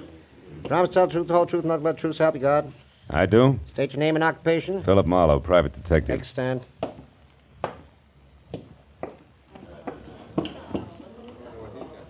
Mr. Marlowe, on the morning of the 30th day of July last, the day on which the late Kurt Harper was murdered, were you hired as a private detective by the said Mr. Harper? I was. And at that time, Mr. Marlowe, did Mr. Harper state his reason for hiring you? He did. He wanted me to act as his personal bodyguard on the following day when he planned to drive to San Francisco. Did he say why he needed a personal bodyguard? He did. He told me he was afraid for his life, that he refused the gambler's demand that he drug a certain racehorse a week earlier, that gambler had threatened to kill him. I see. Now, Mr. Marlowe, did Mr. Harper name that gambler? Yes, he did. Who was it? Earl Jernigan. Thank you. No further questions, Your Honor. Counsel for the defense? Counsel for the defense waives cross-examination, Your Honor. The witness is excused. Didn't make sense. No cross-examination. Because from the opening adjective, the counsel for the defense, a dapper item named Calder, who always appeared in French cuffs, gray gabardine, and a cocky, uninviting smile, had raved, ranted, and practically spit at each witness the state had presented. So the courtroom was left with a tingling impression that Earl Jernigan's attorney had something of a surprise waiting up his legal sleeve. Later, when Calder was on his feet and addressing the jury, that something started out fast. Now that the state has taken the trouble to offer so much circumstantial evidence, so much hearsay, rumor, conjecture, now will I smash all of that with the testimony of one man. One man known to all of you as an outstanding citizen of this city. A prominent real estate broker. An unimpeachable witness eager to testify. Mr. Leonard Gaines. It worked. Landed in each and every lap like a live grenade and exploded all the way around at once. And when the eminent Mr. Gaines, gray at the temples, maybe 45, a neat and expensive midnight blue flannel with giant stickpin to match, took the stand, and in his own meeting of the board tone of voice told the court that Earl Jernigan had spent the entire day and night of July 30th last with him at his Malibu Beach home, the prosecuting attorney's jaw dropped to his chest and he stared, dumb. Day or night did Mr. Jernigan ever leave my home. And as for the hour of the murder, 8 o'clock in the evening, we were having dinner. After that, we played gin rummy until midnight. Are you sure of that, Mr. Gaines? The hour of your dinner, I mean. I am positive, Mr. Calder. No, you can't be. You're lying. Quiet in the court. Order. Miss Harper, order in the court, please. No, I won't be quiet. I won't anymore. Miss Harper, quiet. Order. This court is adjourned until tomorrow morning at 10 o'clock.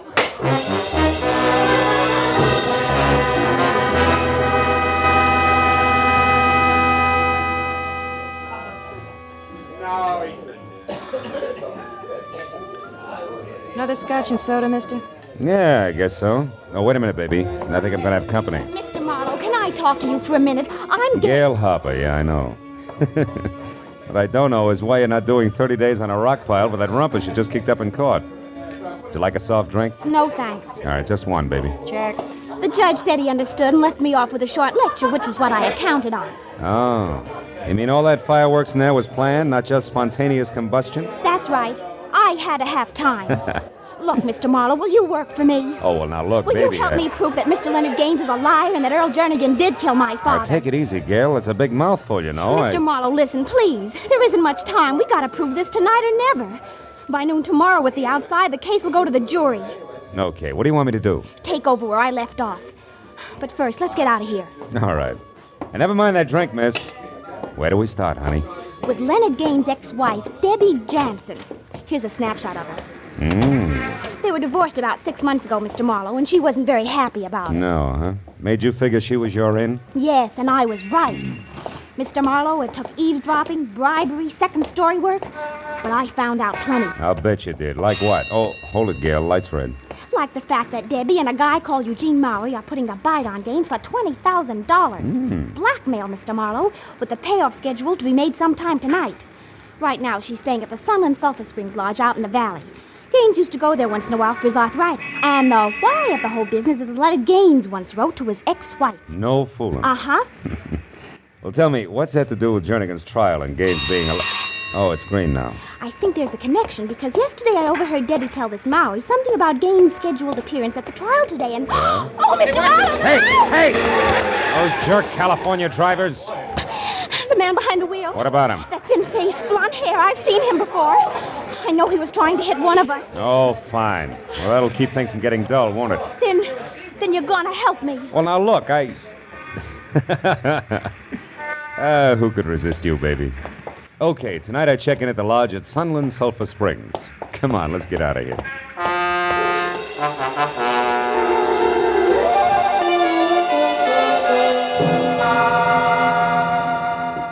It was 8 o'clock and almost dark when I reached the foothills of the mountain range that separates the San Fernando Valley from L.A. proper, and turned off onto a narrow dirt road that ran through a twisting gorge, past a moon-faced watchman who asked no questions as he slowly opened a sagging wooden gate, faintly labeled Sunland Sulphur Springs, where Mother Nature's remedies bubbled from the earth private. It was another 5 minutes along the same dirt road uphill and through thick foliage before I was at a parking space out of my car and walking the last quarter of a mile toward the lodge itself that was spotted with widely separated cottages, also sagging, and each tagged Casa, and followed by something Spanish and hard to pronounce. Inside the place was cheap porch furniture and occasional threadbare rugs over scarred pine and deserted, except for a sleepy old guy with thick-lidded eyes and an accordion-wrinkled face who was slouched in a heap behind a sign on the reservation desk that read Maynard Sharp, no less, night manager. When I gave him my name and said that both my rheumatism and I needed a rest, he came too, almost. Roomy, Mr. Marlowe. Well, let's see. I can let you have most any one of the cottages. Half of them are empty. Things kind of slow this time of year. How slow can you get? You'd be surprised. How's about Casa Francisco de Leon? Casa Francisco, hmm? Yeah, that'll be fine, Mr. Sharp. righty, sir. Now, if you'll just sign the register here, I'll get your key. But, you As I signed my name, I checked the guest list quickly. And the next second found what I wanted. Deborah Jansen. And next to that, in a different hand, her cottage for the night. Casa Rolando de Barandido. That's close enough. Well, anyway, it was all I needed. I took the key from Mr. Sharp, or Miss Nomer, if ever you heard one, learned the location of my quarters, paid him in advance, and left. Thanks, son. Outside, I turned to my right, past a large open bath that smelled like rotten eggs and talked to itself like a junior Vesuvius, as more warm sulfur waters, equally unpleasant to smell, bubbled from a pipe in the center. Beyond that was the first cottage, another casa I couldn't pronounce, and it stayed like that all the way down the line, until I reached the second one that showed light. It was the casa known as Rolando de Barandido. And when I moved closer and around to a window that was screen only, I knew that my client had done her eavesdropping well, because in the center of the room and putting on her coat was the ex-wife named Debbie, and standing nearby and holding on tight to the cigarette in his hand like it was support was what had to be the boyfriend, Eugene Mowry. You're sure that Gaines will go through with this all right? For the 100th time, Eugene, yes, I'm positive. Can't you understand? He has to. Besides, $20,000 won't break him. It won't more than bend him a bit. Now stop worrying. But I can't. Debbie, why must you go alone? Now, why can't I go with you? Eugene, please, we've been over that. I told Leonard that I'd meet him in town at the Beverly Crest Hotel at 10 and alone. He agreed to also be alone. Except for the money. Debbie, you do handle things well. Come here, darling. Have a kiss for your brilliance. Oh, please, Eugene, there isn't time. Oh, what's the matter? Are my kisses losing their flavor at this point? Don't be a fool. Look, it's late, Eugene. It's after 9 already. I've got to hurry. Now, go on. Go on, be a good boy and leave now. We shouldn't even be seen together tonight. Well, why not, Debbie? It's not smart. Here. Meet me at the Tulip Room, darling, at 11 as we planned. Then, Eugene, we'll have time and reason to relax. $20,000 worth of reason.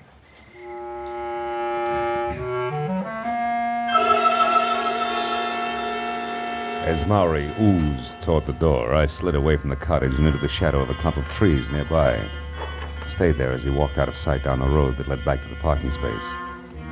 Then a few minutes later, when Debbie clicked off the light and left, I moved out of hiding and started slowly after her at a safe distance. Until from someplace in the night, an ugly, snub-nosed automatic that belonged to someone blonde and thin-faced as a near automobile accident stopped me cold. Where you going, Jack? For air.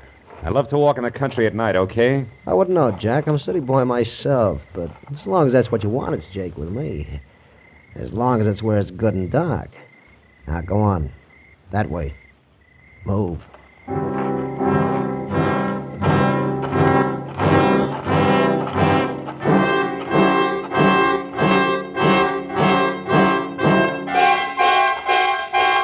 Jack, that's far enough. Hold it. Turn around and face me. Why, so I can watch you pull the trigger? Never mind why. Just turn. Okay, turn it is. That's better. Now, one step closer. One step closer. Hey, what's that? A pheasant, my friend, taking wing. Now, before I beat you into little pieces, let's have it. Who are you? Who do you work for, and what do you want with me? Come on, gunman, talk. Okay, no more. My name's Langley. Work for Earl Jernigan. Oh? Yeah, I've been watching you ever since the trial started. Jernigan didn't want you moving in on. Which is why you tried to pick me off with a car when I was with Gail Harper this afternoon, huh? Come on! Yeah, that's why. Now what are you going to do with me? For the time being, Buster, leave you as is. Flat on your back, because I've still got to catch up with a lady before she reads a letter! City boy.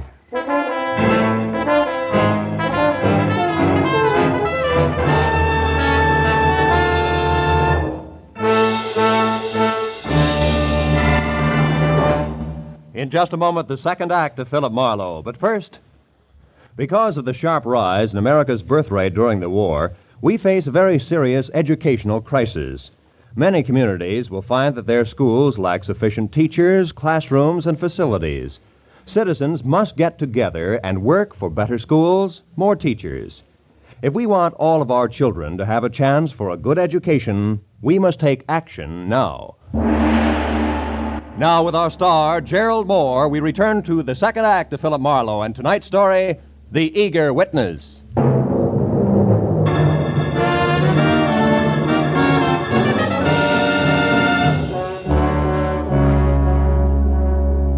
It was strictly hit and run. I piled Langley into the Manzanita and didn't even wait to see him bounce. Instead, I took off through a gully that was a shortcut to my car, because I knew that Jernigan's watchdog had nothing to offer compared with the hot-headed Debbie Jansen, who at the moment, no doubt, was well on her way to the Beverly Crest Hotel, and a blackmail rendezvous that was a cinch to wind up in the final destruction of the letter. That was my theory. But I dropped it like a hot rock just as I crossed the path to the sulfur pool. Mr. Marlowe! Somebody screamed! Yeah, he's there by the spring! Oh, gosh! Oh, my gosh! Sure had to happen to me. It was nothing but sulfur fumes and the thick gurgle of the springs until Sharp played his flashlight over the pool. Then we saw. Oh, my gosh! In the water that was turning red from blood oozing around the knife in her back. Look! It's Miss Jansen! Come on, Pop, give me a hand. Let's get her out of there. Yeah, Come on. Take it easy now. Take it easy. That's it. Debbie. I never should have tried. Tried what? Who was it, Debbie? Who did this? He got the letter. Who? Who got the letter, Debbie? Debbie. Marlowe, did she pass out? For good, Maynard. She's dead. Oh, she seemed to be mumbling something about a letter. Did you get what it was? Yeah, only part of it. A killer apparently took the letter away from her. Believe me, that's bad. Letter? Oh, what's a letter? Wait a minute. Huh? Oh, it's probably that pheasant again. Letter? Pheasant? What are you talking about, Oh, I son? guess I'm just getting jumpy. Hey, there is somebody. Come on, Pop.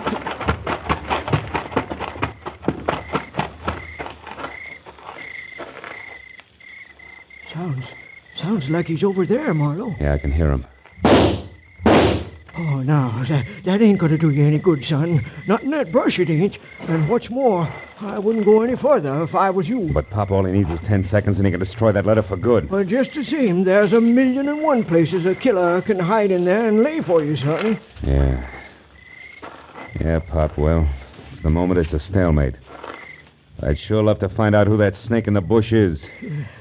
You know, I've run a peaceful place up until it's getting to be like one of them there movies.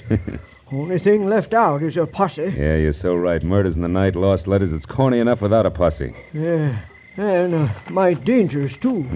Yeah, I see what you mean. Are you ready to... Yeah, I'm ready. Yeah, I'll lead you back to the office. My Jasper, I don't understand this one bit. Miss Jansen is stabbed to death over that letter, and in her dying... Hey! Huh? What is it? Shh. Up ahead there.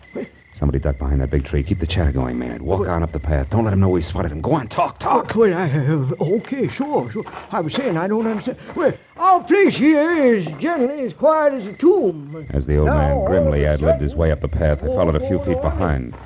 When he got even with the tree, I turned suddenly, took 3 fast steps, and grabbed... Come here, you! Hang on to him, you! Hang on to him! Well. Mr. Leonard Gaines, the unimpeachable citizen himself. Stand still, Gaines. A gun. What's the idea, Marlowe? Try running and it'll come to you. I suppose you've got a legitimate reason for being here all thought up? I'm here because I've got a touch of arthritis. I need a treatment and a night's rest. Arthritis isn't all you're going to have if I find what I think I'm going to find in your pockets.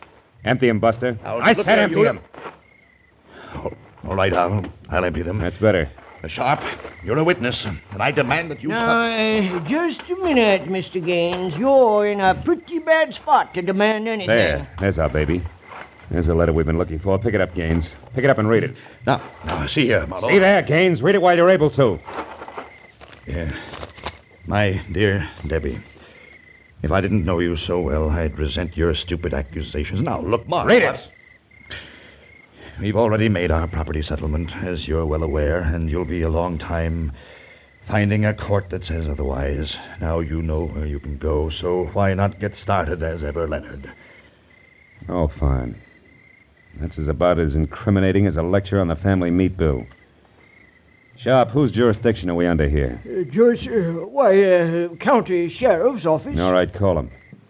Also, call your man out on the highway and have him lock that main gate. Main gate? Yeah. Say, now, that's a good idea. I'll do it right now. Now, wait a minute. Have you got a gun? Yep, got a rifle. Been in the family for years. Can you use it? Well, yeah, I reckon I can. Where are you going? Out to round up Langley. He'll be pushing hard to give his boss a star witness here a big helping hand. I want to be in shape to push back. And remember, Pop, keep your eye on Gaines and not on the phone when you make those calls. I'll see you.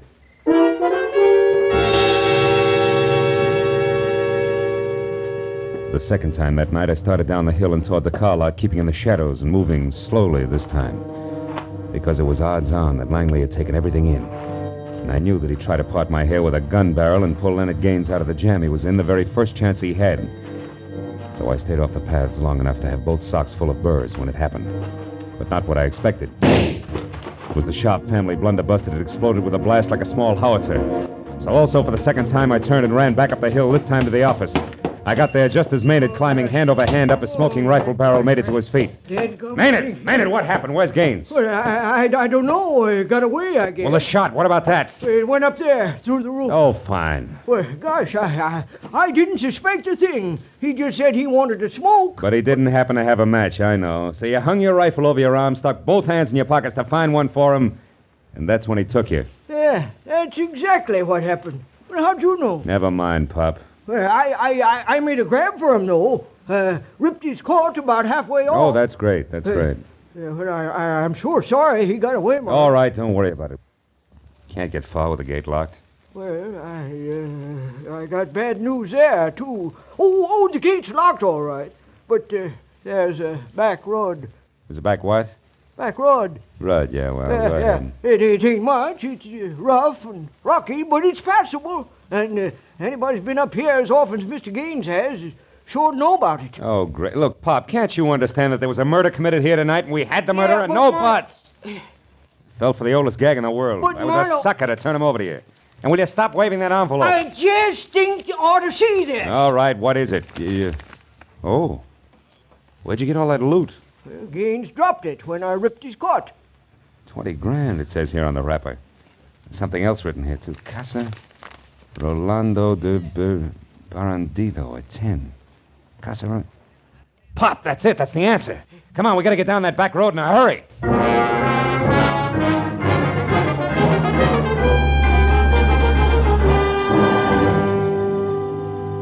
With Sharp at the wheel of the pickup truck, we bounced over the pair of sometimes parallel ruts studded with stones the size of bowling balls. It was called a back road.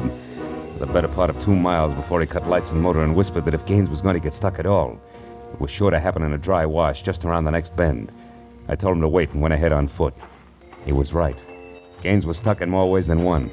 His car was up to its hubcaps in sand and his wallet up to its stamp compartment in blackmail, conducted by his ex-wife's murderer with the same lever she'd had, the letter. It was Eugene Maury, and clenched in his hand was a tattered white envelope, nothing more. I'll make it easy for you. I held my .38 in close to my side and edged up behind him. 20,000. Now, Maury, I don't have that much. You lie. You're going to pay her that. I don't know. I know because we worked the deal out together. Only she got greedy. She tried to double-cross me and pull it alone. Oh, so you killed her? Yes, I didn't intend to, but when I found out that she tricked me, I was furious. The first thing that I knew, I'd stabbed her.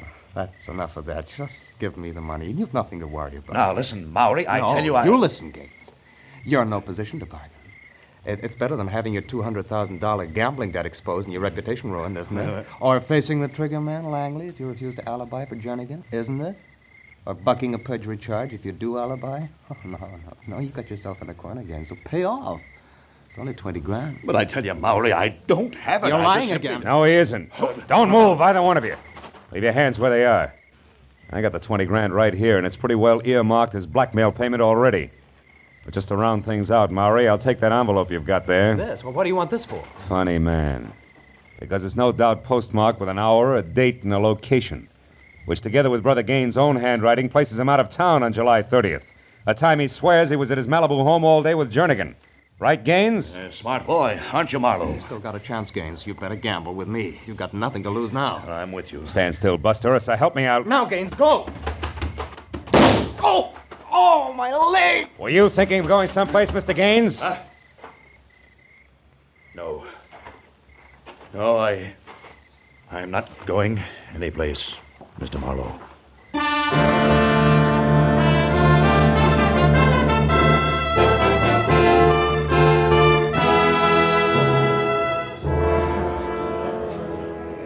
Well, Gail, the big show's about to start. Court will be in session in a few minutes. I know. And different from yesterday. Yeah. Oh, you did a swell job, Mr. Marlowe. Gee, I don't know how to thank you. Save it, baby.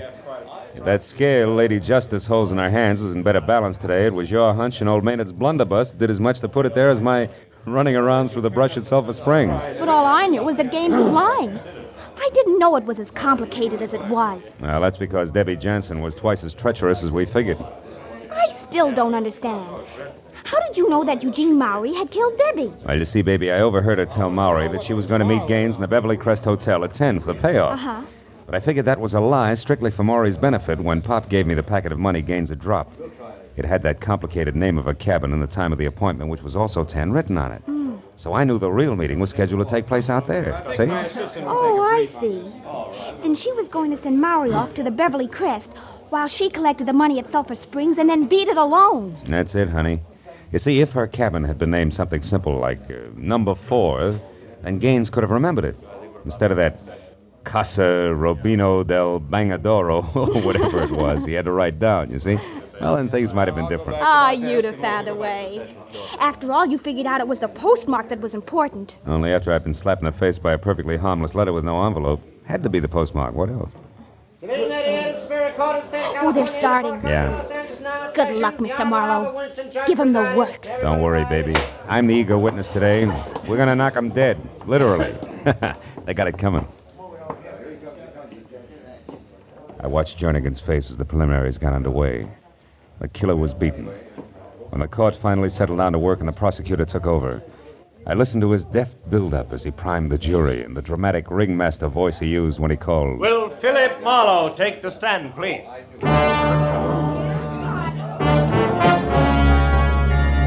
Now, Mr. Marlowe, you told us yesterday that you are a private investigator. Now will you tell the court in your own words what happened to you last night? I sat there looking into the cold, baleful eyes of the prosecutor and thought of a paraphrase on that wonderful quote from Oliver Wendell Holmes. It's not enough to ask for justice. One must also hope for mercy. Mr. Marlowe. Oh, yes. I'm sorry. Well, it began here in this room yesterday afternoon at about 3:30 when the counsel for defense called a witness, Mr. Leonard Gaines, to the stand.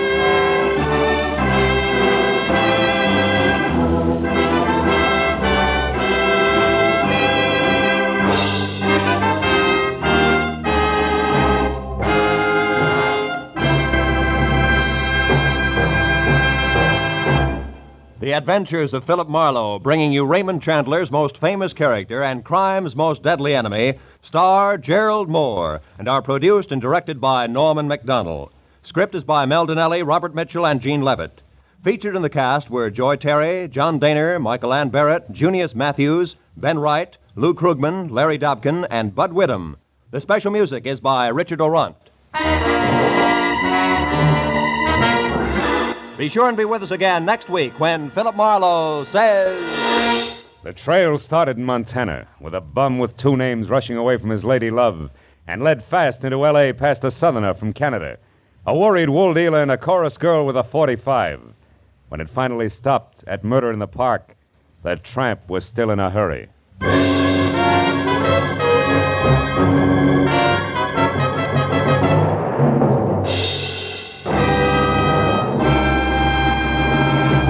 You and I have a friend coming to call next Monday night. She's my friend Irma.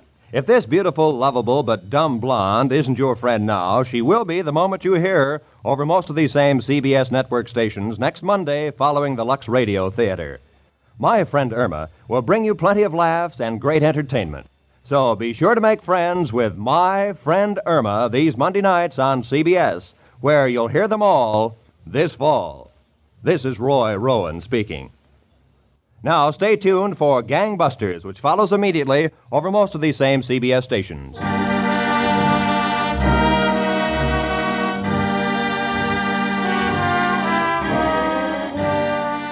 This is CBS, where Arthur Godfrey's Talent Scouts are heard Mondays, the Columbia Broadcasting System.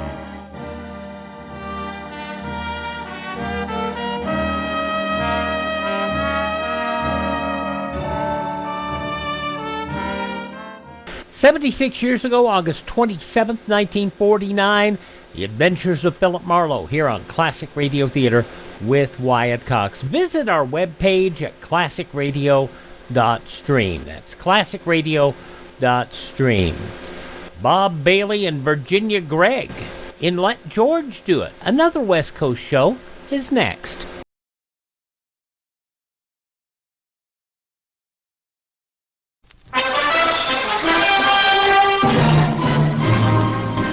If you are planning a new building, the architect can make inexpensive changes in his design to shield against the dangers of radioactive fallout. This technique is called design slanting, which simply means designing for added fallout protection without adversely affecting the use, appearance, or cost of a building. To learn more about slanting, contact your local civil defense director. 3 of the shows we featured on this Wednesday edition of Classic Radio Theater were primarily West Coast productions. The Whistler, primarily a West Coast program, although it did have some very, very limited runs throughout other portions of the U.S., was primarily out of the West Coast, where Signal Oil was sold. Jeff Regan Investigator was a sustaining West Coast program, and also a West Coast program is Bob Bailey and Virginia Gregg and Let George Do It. Standard Oil of California sponsored the program. We do, however, have some episodes of the show, and this is one of them, that were released by Mutual over WOR in New York City. Shows that were done in California for Standard Oil. All the Standard Oil references edited out and provided to WOR for their use in New York City. And I think that's what we're going to hear today. If you hear a Standard Oil commercial, I'm wrong. But here's Bob Bailey, Let George Do It, with Virginia Gregg as Brooksy from 74 years ago, August 27th, 1951, Murder on Vacation. Personal notice. Dangers by stock and trade. If the job's too tough for you to handle, you got a job for me, George Valentine. Write full details.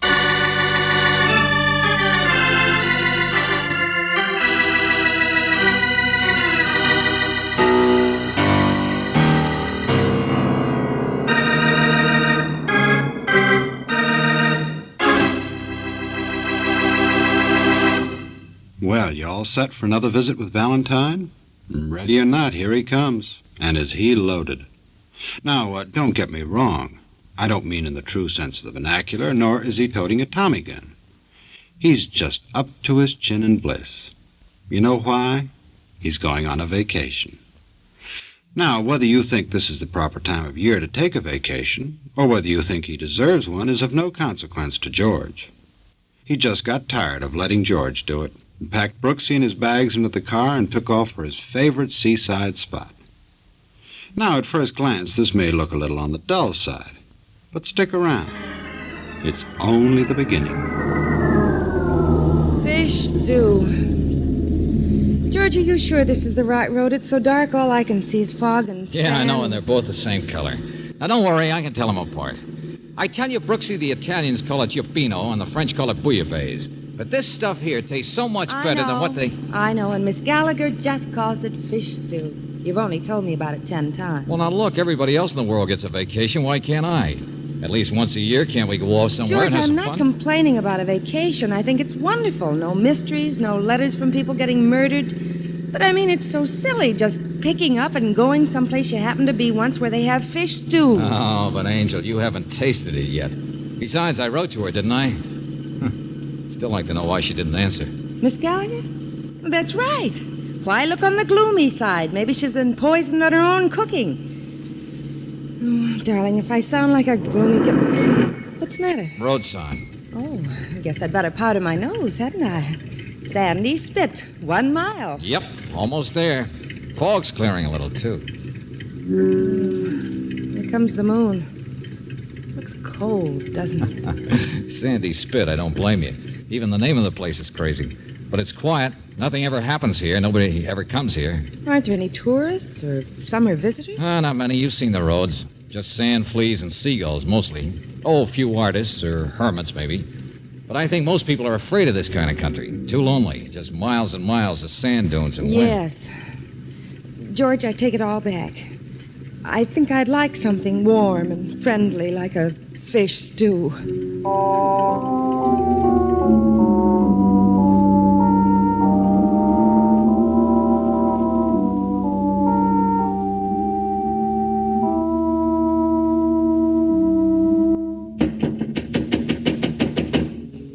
Place looks totally different, you know, in the daytime. I mean, when the sun's out. Well? Oh, well, hello. I was looking She's for... not in. Yeah, I was going to say Miss Gallagher. Well, obviously I'm not her, am I? My name's Dr. Crowell, and you can take my word for it, she's not in. Good night. Well, you see, we're down to visit. She might not remember, but Mr. Valentine here wrote for reservations, only she didn't answer, so I'm not surprised. Probably wouldn't answer if you were standing in the same room. What? She don't take in guests anymore. I'm the only one left. And the way things are going, I won't last much longer. Well, what's happened that Or changed? am I wrong? Sure, you're not here for hospitality, are you? Wasting my time, aren't I? What on earth are you talking Like about? all the rest, just nosing around. Well, I'm not going to show you no gold cup. Gold cup? For my money, it ought to have stayed buried another 300 years. And Gallagher along with it. Her and her big secrets and mysteries. Yes, and you, too. You should all be dead.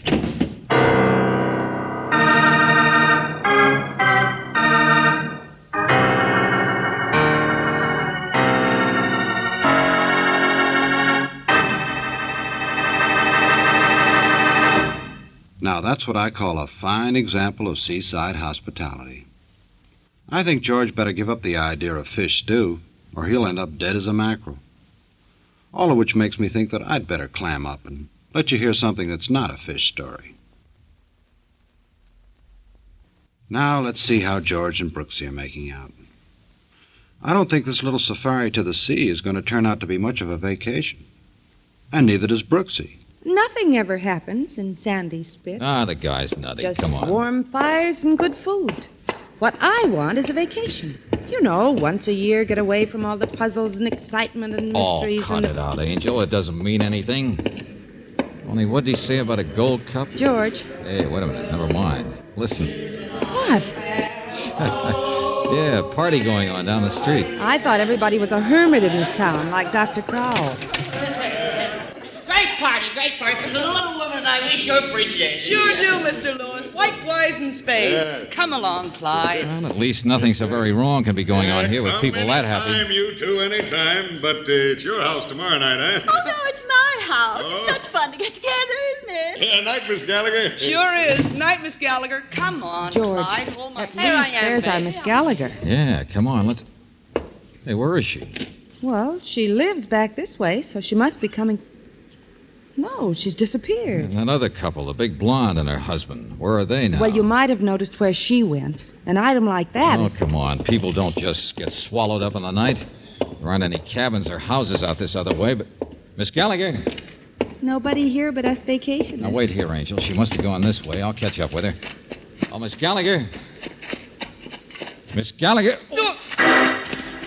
Hey, what do you think you're... Oh, excuse me, Mac. Sorry. No, my fault. I didn't see you, hiding there. What? I don't get you. Me, just tying a shoe, that's all. Who are you? Well, now, take it easy. I'm just a visitor, that's all. Yeah, let's not kid each other, Mac. My name's Mercy, see? Clyde Mercy. Mercy Carnivals. Maybe you heard the name in better days.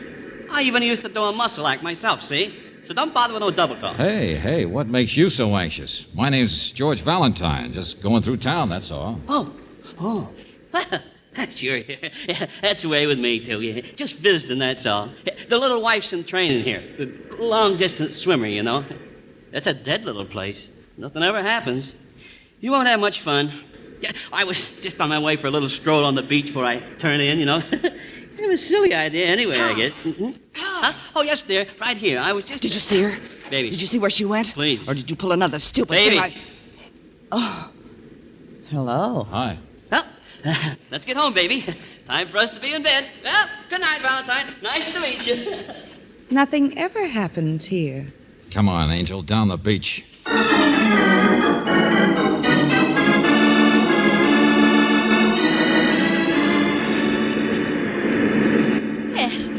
Yes, I'm Liza Gallagher. That's right. Well, we didn't mean to scare you. Hey, you know, the climate must make people jumpy around here. Miss Gallagher, don't you remember my name? I was just going for a walk on the beach, but you didn't see anyone else, did you? Clyde Mercy Look, or... Miss Gallagher, what's happened to this place? In the old days, people didn't go in for parties, and afterwards, they didn't go sneaking off at this time of night to go in for... Huh? Oh, I'm sorry, but I thought I heard... Oh, what do you know about the old days? What do you mean? Well, I was here last year, don't you remember? George, wait. There is somebody. Stand still. Please don't move. Mr. Lewis. It's Todd Lewis. Don't let him see us. The man who gave the party. Yes, he's a sculptor. There. Now he's gone. Uh-huh. Does he always go walking up the beach with a clam shovel at this time of night? Is that the secret? You all sneak off to dig clams? He pretended he was going to bed. That's what he told everybody at the party. Well, he could be going to that other house out there, that big, empty, lonesome place at the end of the point. Oh, no, that's rented by somebody named Brown from the city. But he's only here weekends for his health. He has a bad heart, Mr. Brown does. Besides, he wouldn't notice if anybody came walking past his place up the beach. Notice what, Miss Gallagher? George Valentine. What? That's who you are. I remember now. You're the one who was sort of a detective. Well, yes, but... The post office. The post office sent you, didn't they? It was because I didn't report the fire. Hey, What's wait a all minute. this? Fire? And now you've come to arrest me. Miss Gallagher. She's fainted.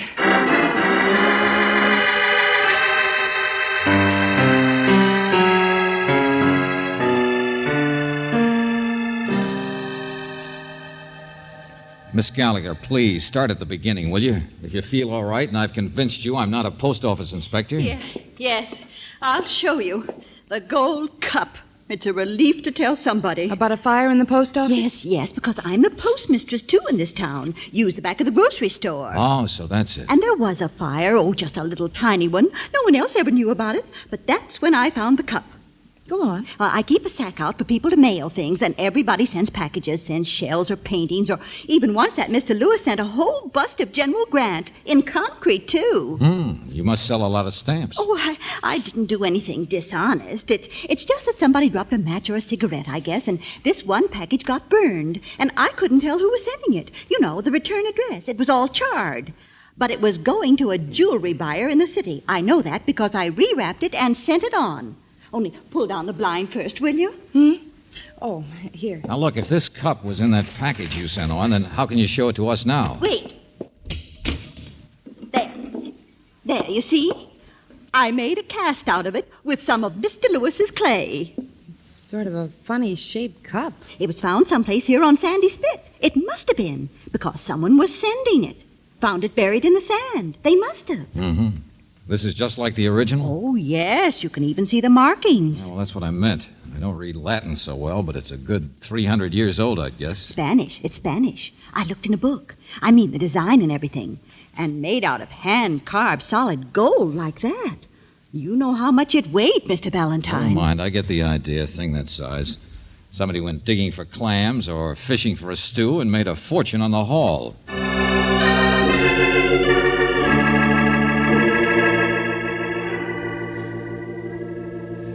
And this is a vacation, George? Oh, Brooksy, who wants to just eat on a vacation? Who knows? In the morning, you and I might do a little digging for buried treasure ourselves.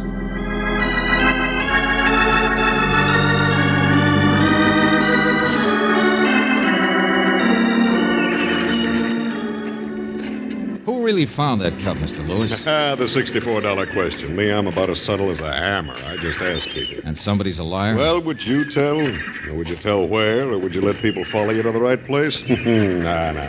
You were a boy once yourself. Okay. Some rich guy named Brown from the city owns this property. Oh, that bird was never out here? No. Property lines don't mean anything where treasure's concerned. Finders, keepers. Oh, now there, see? A guy like that. Yeah, he's my choice. What? Well, look, over there in the sand, taking a nap, see? Hey, come on. Let's give him a thrill. It's that carnival guy, isn't it? Clyde Mercy? Right. The one with the blonde wife? Yeah, don't talk so loud. Wind's behind us. Yeah, get around to the other side of this dune. Carnival. Clyde's a big-time failure. I don't know how he ever snagged a babe like her, but shh, easy. Oh, brother. Not enough we got a treasure hunt. We have to play games, too. Well, what do you come to the beach for if it's not to have a little fun? Come on. These people all take it so seriously. Here, now wait, this'll wake him up. Pull it, hands up, Clyde. We want the gold in your teeth. And don't pretend you haven't found something. Yeah.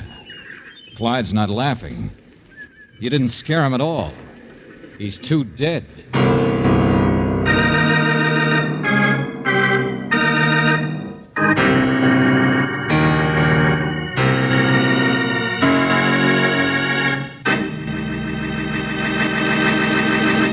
Say, I wonder what inside information Clyde had on that buried treasure. Must have been pretty good to have someone rub him out for it. Or is that the way it happened? Well, let's give a listen to this first, and then maybe we'll find out.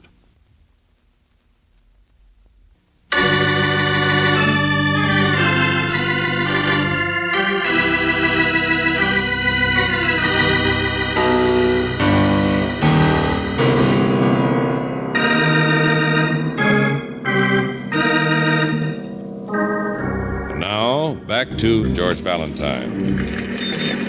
Sandy Spit, a place for fleas and seagulls. But if your name is George Valentine and it's your vacation, you want to go there because of Miss Gallagher's fabulous fish stew.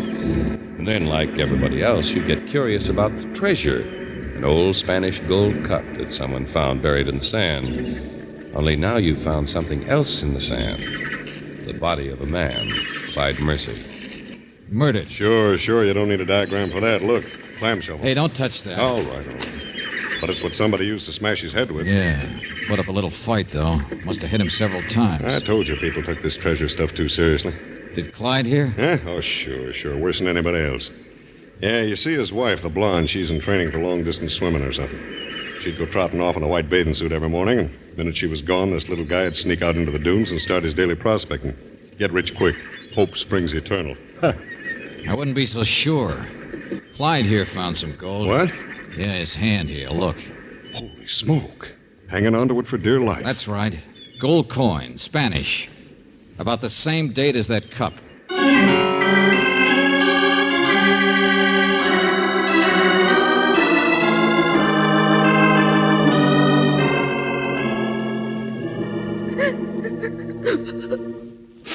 Clyde. It's such a silly name.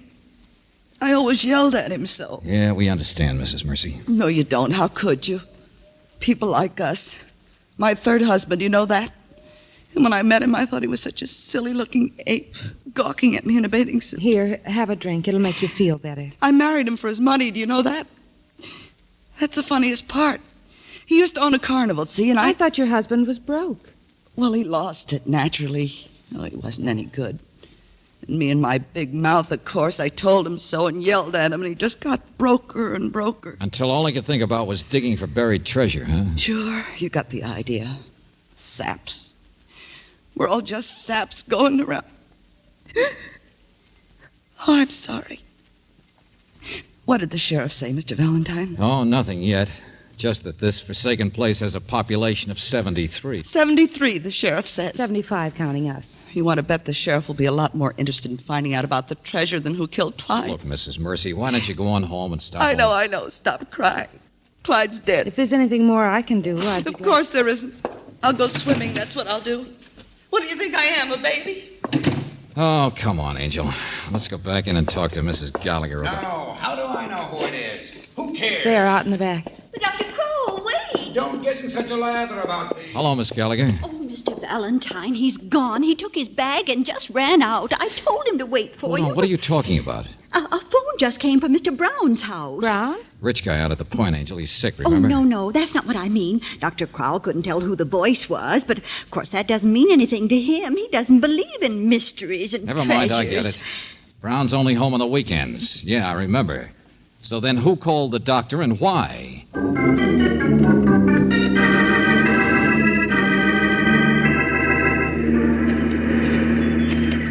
The house is just up around to the right there, overlooking the beach. Yeah, sure. Just wait a minute, will you? What is it, George? Hurry up, please, Mr. Valentine. I was just looking at a piece of paper. Taxi slip, see? Oh. Somebody's been here, all right. Been here pretty often, too. Look, another one over here. Here's still another one. And those little slips they tear out of the meter. That's right. And one of them's so fresh it isn't even damp from the salt air. Come on, step on it.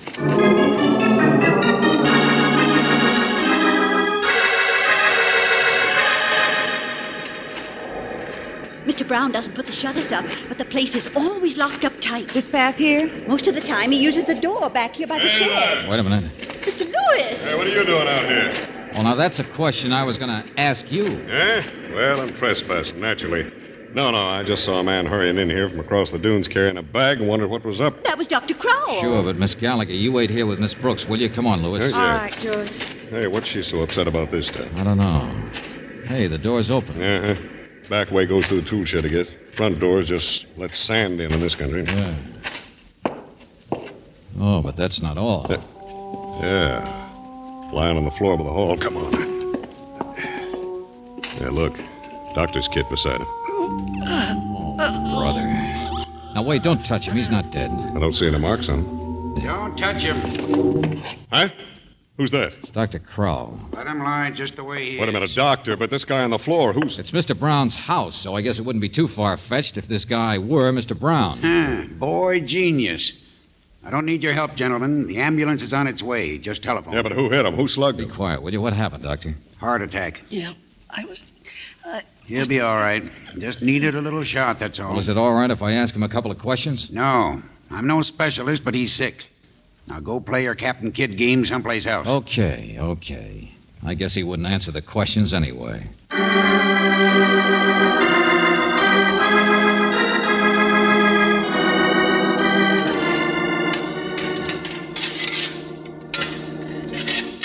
You know, Mr. Lewis, you seem to be around every time something happens. You're the one that I saw out walking last night with a clam shovel. Everybody here's got one. There's 100 of them. Several in some homes. Any one of them could have been used as the murder weapon. Oh, sure, and they all look the same. Only, there's none here. I can't find Mr. Brown's clam shovel. And yet there are clam buckets, the rest of the stuff. Uh-huh. There ought to be one, shouldn't there? Wait, I'll take a look at the outside lock. Yeah. Hasn't been touched. Ones in front of the house haven't been either. Okay. So if there was a clam shovel in there and somebody wanted to use it, they'd have to have a key. So you eliminate the mystery, don't you? It's the person with the key who used the shovel that's missing. In other words, Brown himself. George? Hold it, will you? Yeah, here, Angel. Did you get hold of that taxi driver? Yes, the driver remembered all right. Now, what's this? Go on, Brooksy. He says he drove Mr. Brown out just half an hour before we came. Yoo-hoo! What did she tell you, Mr. Valentine? It's Mr. Brown who found the treasure, all right. Mr. Brown even paid the driver not to tell anyone he was coming out here. I mean, during the times when he was supposed to be in the city. Today, George, the driver told Mr. Brown all about the excitement here. Over the murder and the treasure and everything. Oh, simply everybody knows now. And he said Mr. Brown suddenly looked very ill. He didn't want to talk about it. He seemed frightened. Then he went in and had a heart attack. Well, that's it. What more do you need? It's been him all along. Yoo-hoo! Mrs. Mercy! She's out there swimming. See? Yeah. So, Brown found the treasure. Poor little Clyde stumbled into what he was doing and... Come here, Mrs. Mercy! Come here, quick! Mr. Brown will have to tell where the treasure is, naturally. They'll make him, and I guess all the rest of us can Okay. We'll all be rich. It's all over with the shouting. Come on, Angel. Yeah, George. What did I say? Oh, I wouldn't worry. What's the matter? Gold makes people do funny things. But I guess there's more than one kind of gold, isn't there? What? She has beautiful hair, doesn't she, Brooksy? Oh, that Mrs. Mercy. Yeah, that's one kind of gold, white bathing suit and all. George, I don't understand. And then there's another kind of gold, like Mr. Brown has, the kind in the bank. Oh. Are you trying to say a rich man wouldn't be likely to commit crimes and then be so surreptitious if he'd found a buried treasure? Mm-hmm. But he might be surreptitious about something else. Mr. Valentine. Hello. Oh, there, I feel lots better. Water's wonderful. Hello, Mrs. Mercy. This is the only good place around here to swim, I guess, isn't it? Down here by Mr. Brown's diving platform. Oh, sure. Do it all the time I'm in training. Uh-huh. Well, when a man is struck several times, when he's fighting for his life, do you think he could be greedy enough to still hang on to a piece of gold? What's that? Oh, please don't talk about Clyde. Why not? Your third husband, who was getting broker and broker. You left him every day, didn't you? To parade in front of the window of the man who would often leave his job to be here. What? Say, what's eating you? The gold coin. Clyde fought for his life. His hand would have been open. The coin would have dropped out. So somebody put it there after he was dead. And certainly that wasn't the one who found the treasure. Why put the finger on himself? So there must have been another motive. I don't get you. All right, take a package being burned in a post office sack. Somebody could drop a cigarette or match, and it might burn just the right part of the package. But it would be a lot easier to do the burning first, and then put it there for Miss Gallagher to find and be curious about. Again, there must be a motive. I'm going up to the house. I think you're crazy. Mrs. Mercy, you should have put another shovel in there, so that Mr. Brown wouldn't see his was gone and catch on to what you'd done. Mr. Brown's not here. He's in town. So Mr. Brown wouldn't realize what you were really like. Realize you'd murdered your husband and have a heart attack because of it. No, I didn't. Heart attack? No, he didn't. It's not true. Oh, lady, you give yourself away every minute, don't you? Yeah, the lady who killed her husband so she could hook a man with gold. Only, ironically enough, Mr. Brown had a heart attack. Oh, no. Oh, well, don't worry. He can still marry somebody, but it won't be you. Sure, that's right. He's not dead. You are, sister.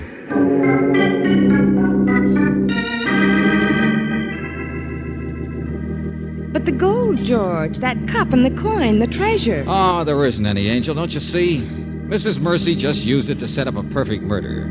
This is Sandy Spit, remember? Just a place for fleas and seagulls. Stick around, I'll prove it.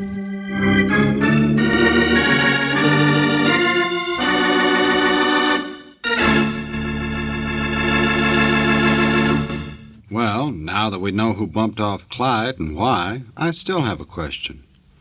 When is George going to get around to having some of that fish stew he's been yapping about? This I gotta see. Just like this, you've got to hear.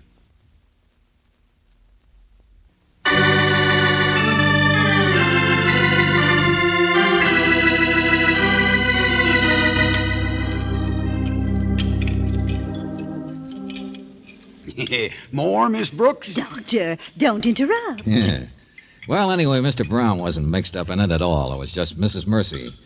He confirmed that finally when he got over the shock of finding out what she was like. You see... Well, go on, George. Oh, lobster. Look at that. Pieces of lobster. Right, young man. Whitefish, too. Oh, love whitefish. Yeah, man. But she started the whole treasure fever with an old gold cup and a coin. Mailed the cup. Made sure Miss Gallagher would see it and spread the excitement. Oh, dear. Oh, Gallagher's all right. She's back on the job now. Pass the bread. Yeah, sure. Hey, you know, the idea was a good one. With evidence of Clyde having been killed by the person who found the treasure, the police would never think of his wife as the murderess. 73 suspects. A crime blamed on greed. Sure good idea, but it didn't work. Yeah, women should stay where they belong. Isn't that so, Liza? Oh, now, Doctor, stop it. At home, you mean? Yes, I think so, too. I couldn't help noticing you and Miss Gallagher, Doctor. You seem so happy now, so different from when we... What's that? What's that? Me and who? Now, don't get any wrong notions, young lady. Valentine here, he understands. Woman's place is in the kitchen. Sure. That's all the doc wants, Angel. You see, I do understand. I'm a fish stew man myself.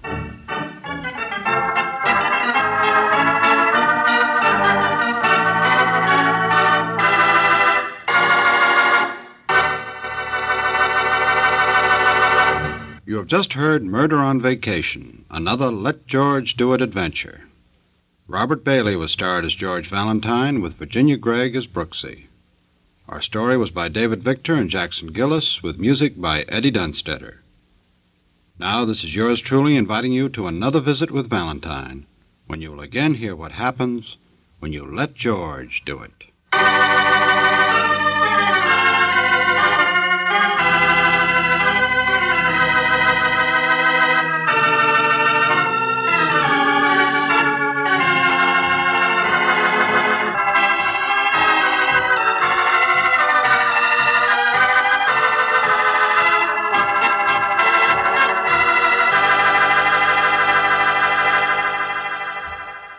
Yep, that was a show edited for WOR in New York. Listen, I always want to be prepared. I can always be wrong.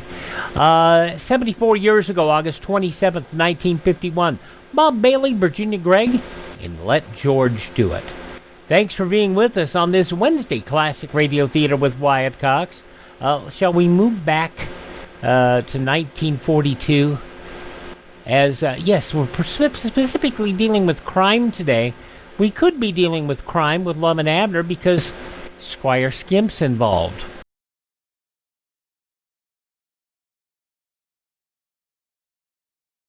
Trained people are needed to meet disasters.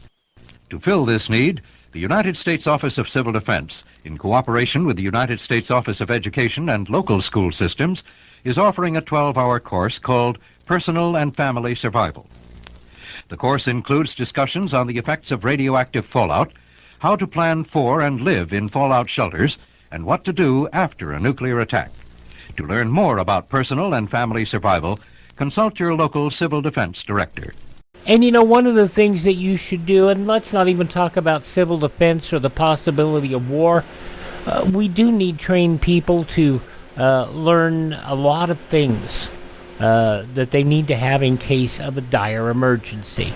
Red Cross, emergency preparations, and all needs, you need to be prepared to this day.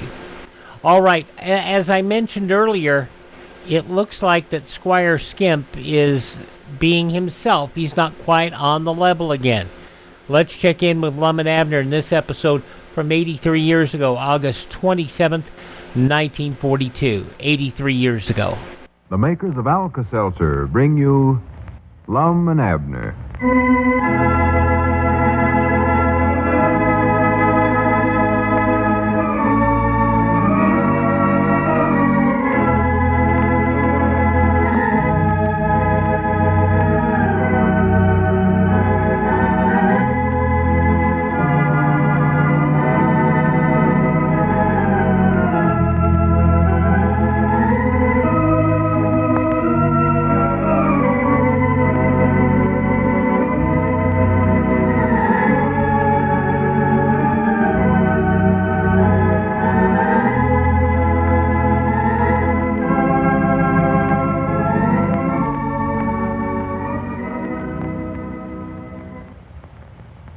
How many of you Lum and Abner listeners can look into the future?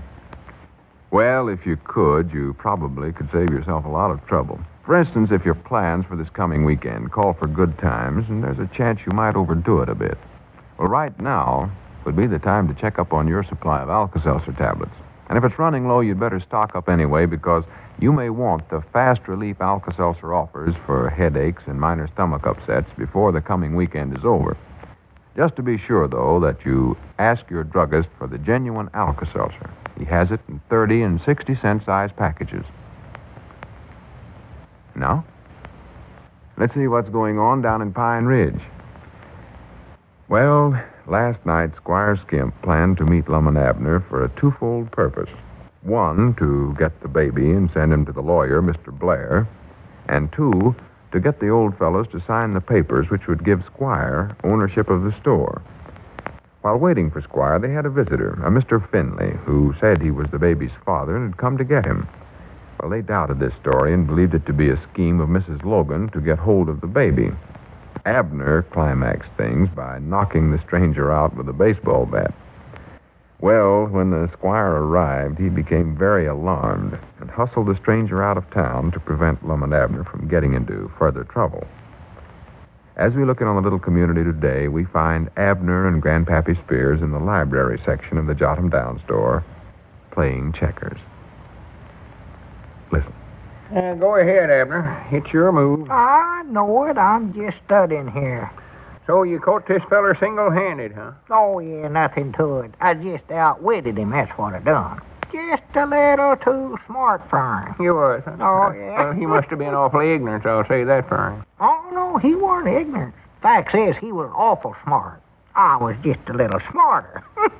And stronger, too. Got him with my bare hands. Bare hands, huh? Oh, yeah. And a baseball bat. I never used the bat much, though, just to Enough to knock him unconscientious about all. Oh, well, I could have did it with a baseball bat myself. That ain't nothing. Why, it is, Oh, Donnie. sassy Fred. Go ahead and move. Oh, yeah, let's see here. I had a good one all steadied up here and you interrupted. Did you say the feller claimed the baby belonged to him? Well, that's what he claimed, but I could tell right away he weren't telling the truth.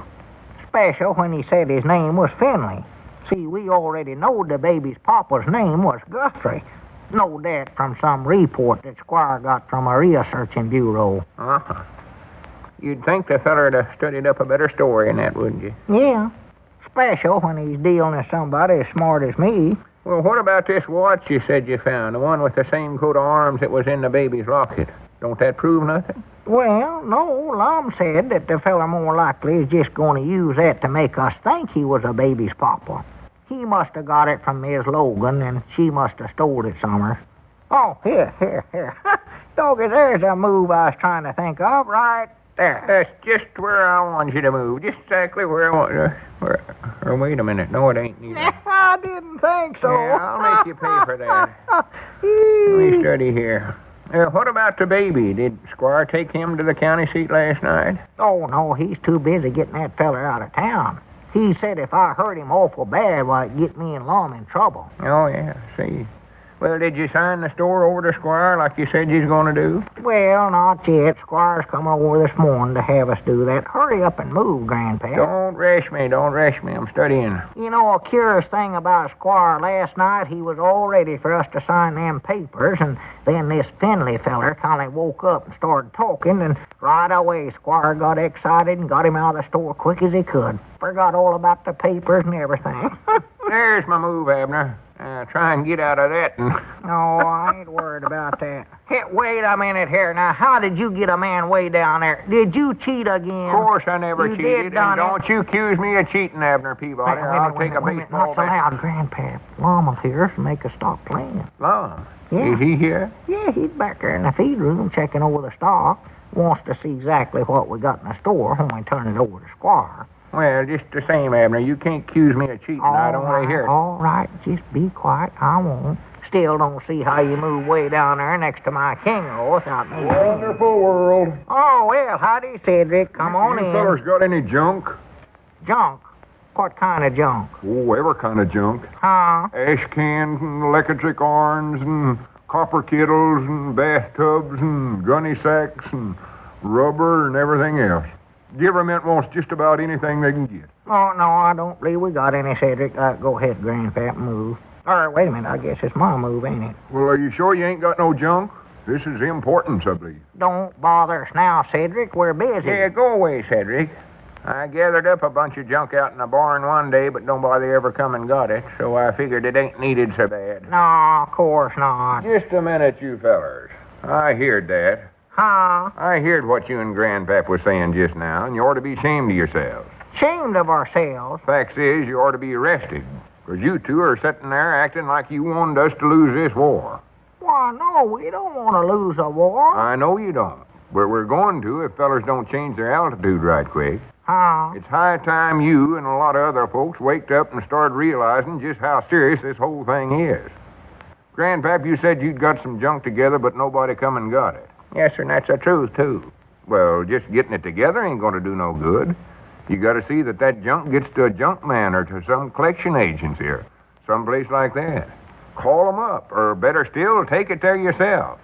All right, Granny, it's your duty to do that.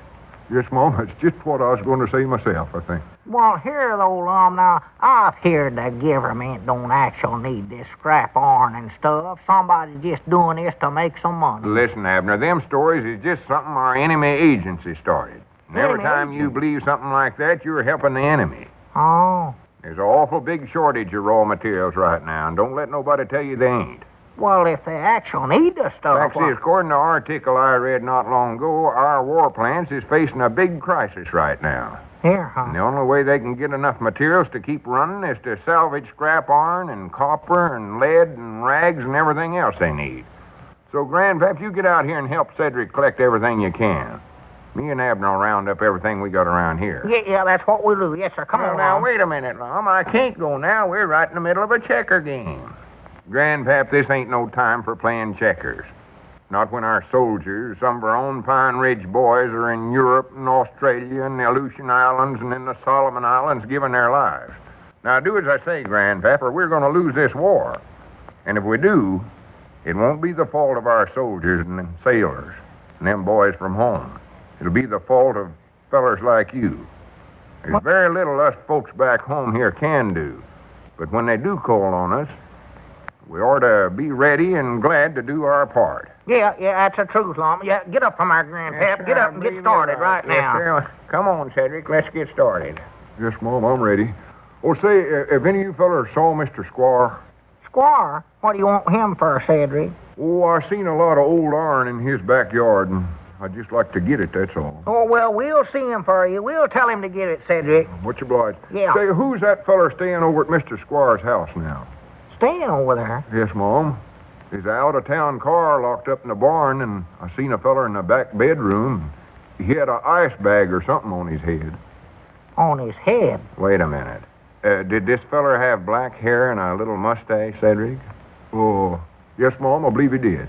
Aye, dog Islam, that must be Yeah, I know. Well, Cedric, you and Grandpap run along now and get all that scrap stuff you can. Yes, Mom, we sure will. Come on, Mr. Grandpap. I'm coming. So long, Abner. Yeah, so long, Grandpap. We'll finish that game some other time. Aye, dog Islam, that must be that Finley feller's over there. Yeah, must be. I didn't want to discuss it in front of them, though. Well, reckon what he's doing at Squire's place. I thought Squire said he's going to get him out of town last night. Yeah, that's what he said, but according to this, he must be some friend of Squire's.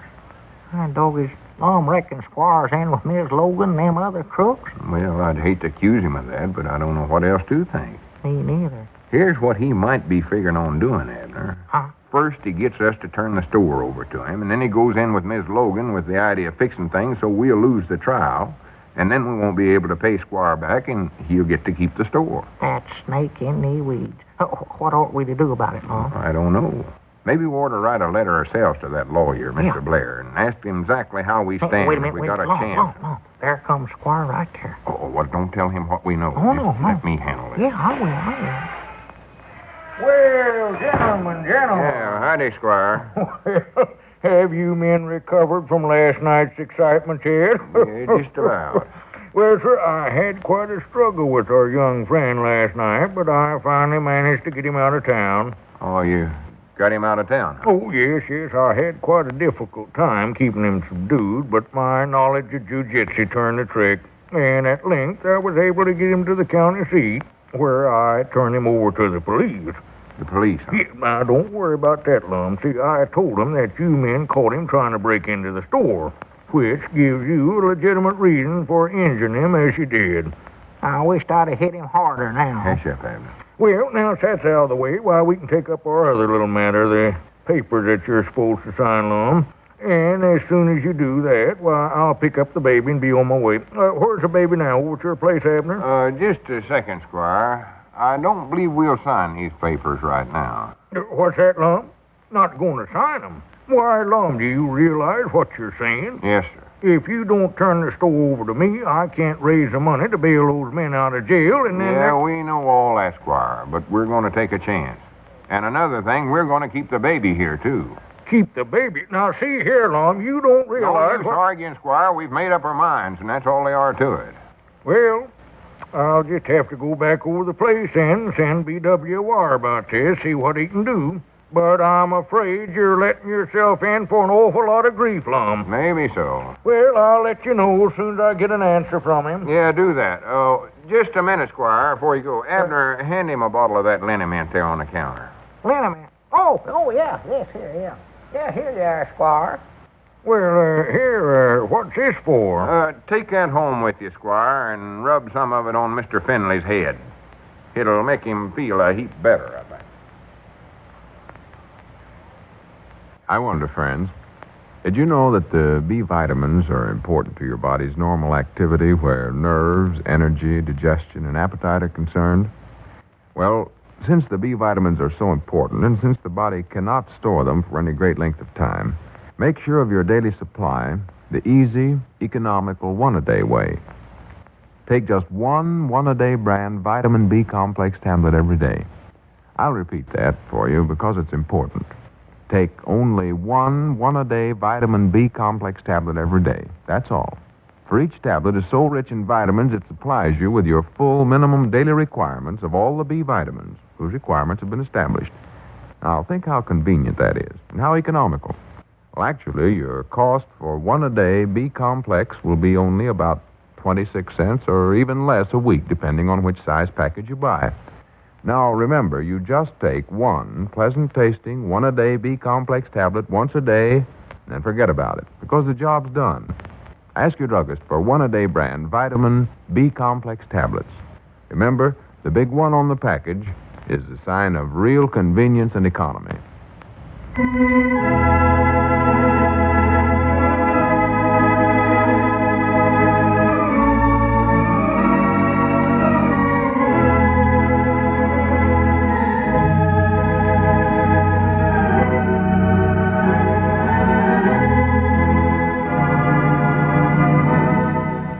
They caught Squire, but they didn't let him know directly that he caught him. 83 years ago, August 27th, 1942, Love and Abner on Classic Radio Theater with Wyatt Cox, and we'll hear more from Squire and the crew in a couple of days here on Classic Radio Theater with Wyatt Cox. Coming up on our Thursday podcast, Peter Lorre, Mystery in the Air. One of the things you don't know, Lorre picked all these shows himself. He did. Also, William Conrad is in Gunsmoke. Have Gun Will Travel with John Daner. Don Reed on the Night Watch, covering the mean streets of Culver City, California. And Edwin Jerome is the world's greatest living magician, Blackstone, the magic detective. That's all coming up on our Thursday Classic Radio Theater with Wyatt Cox. And hope you'll be with us. Visit our webpage at classicradio.stream to support the podcast. And we'll see you tomorrow for more Classic Radio Theater. I'm Wyatt Cox. Have yourself a great Wednesday.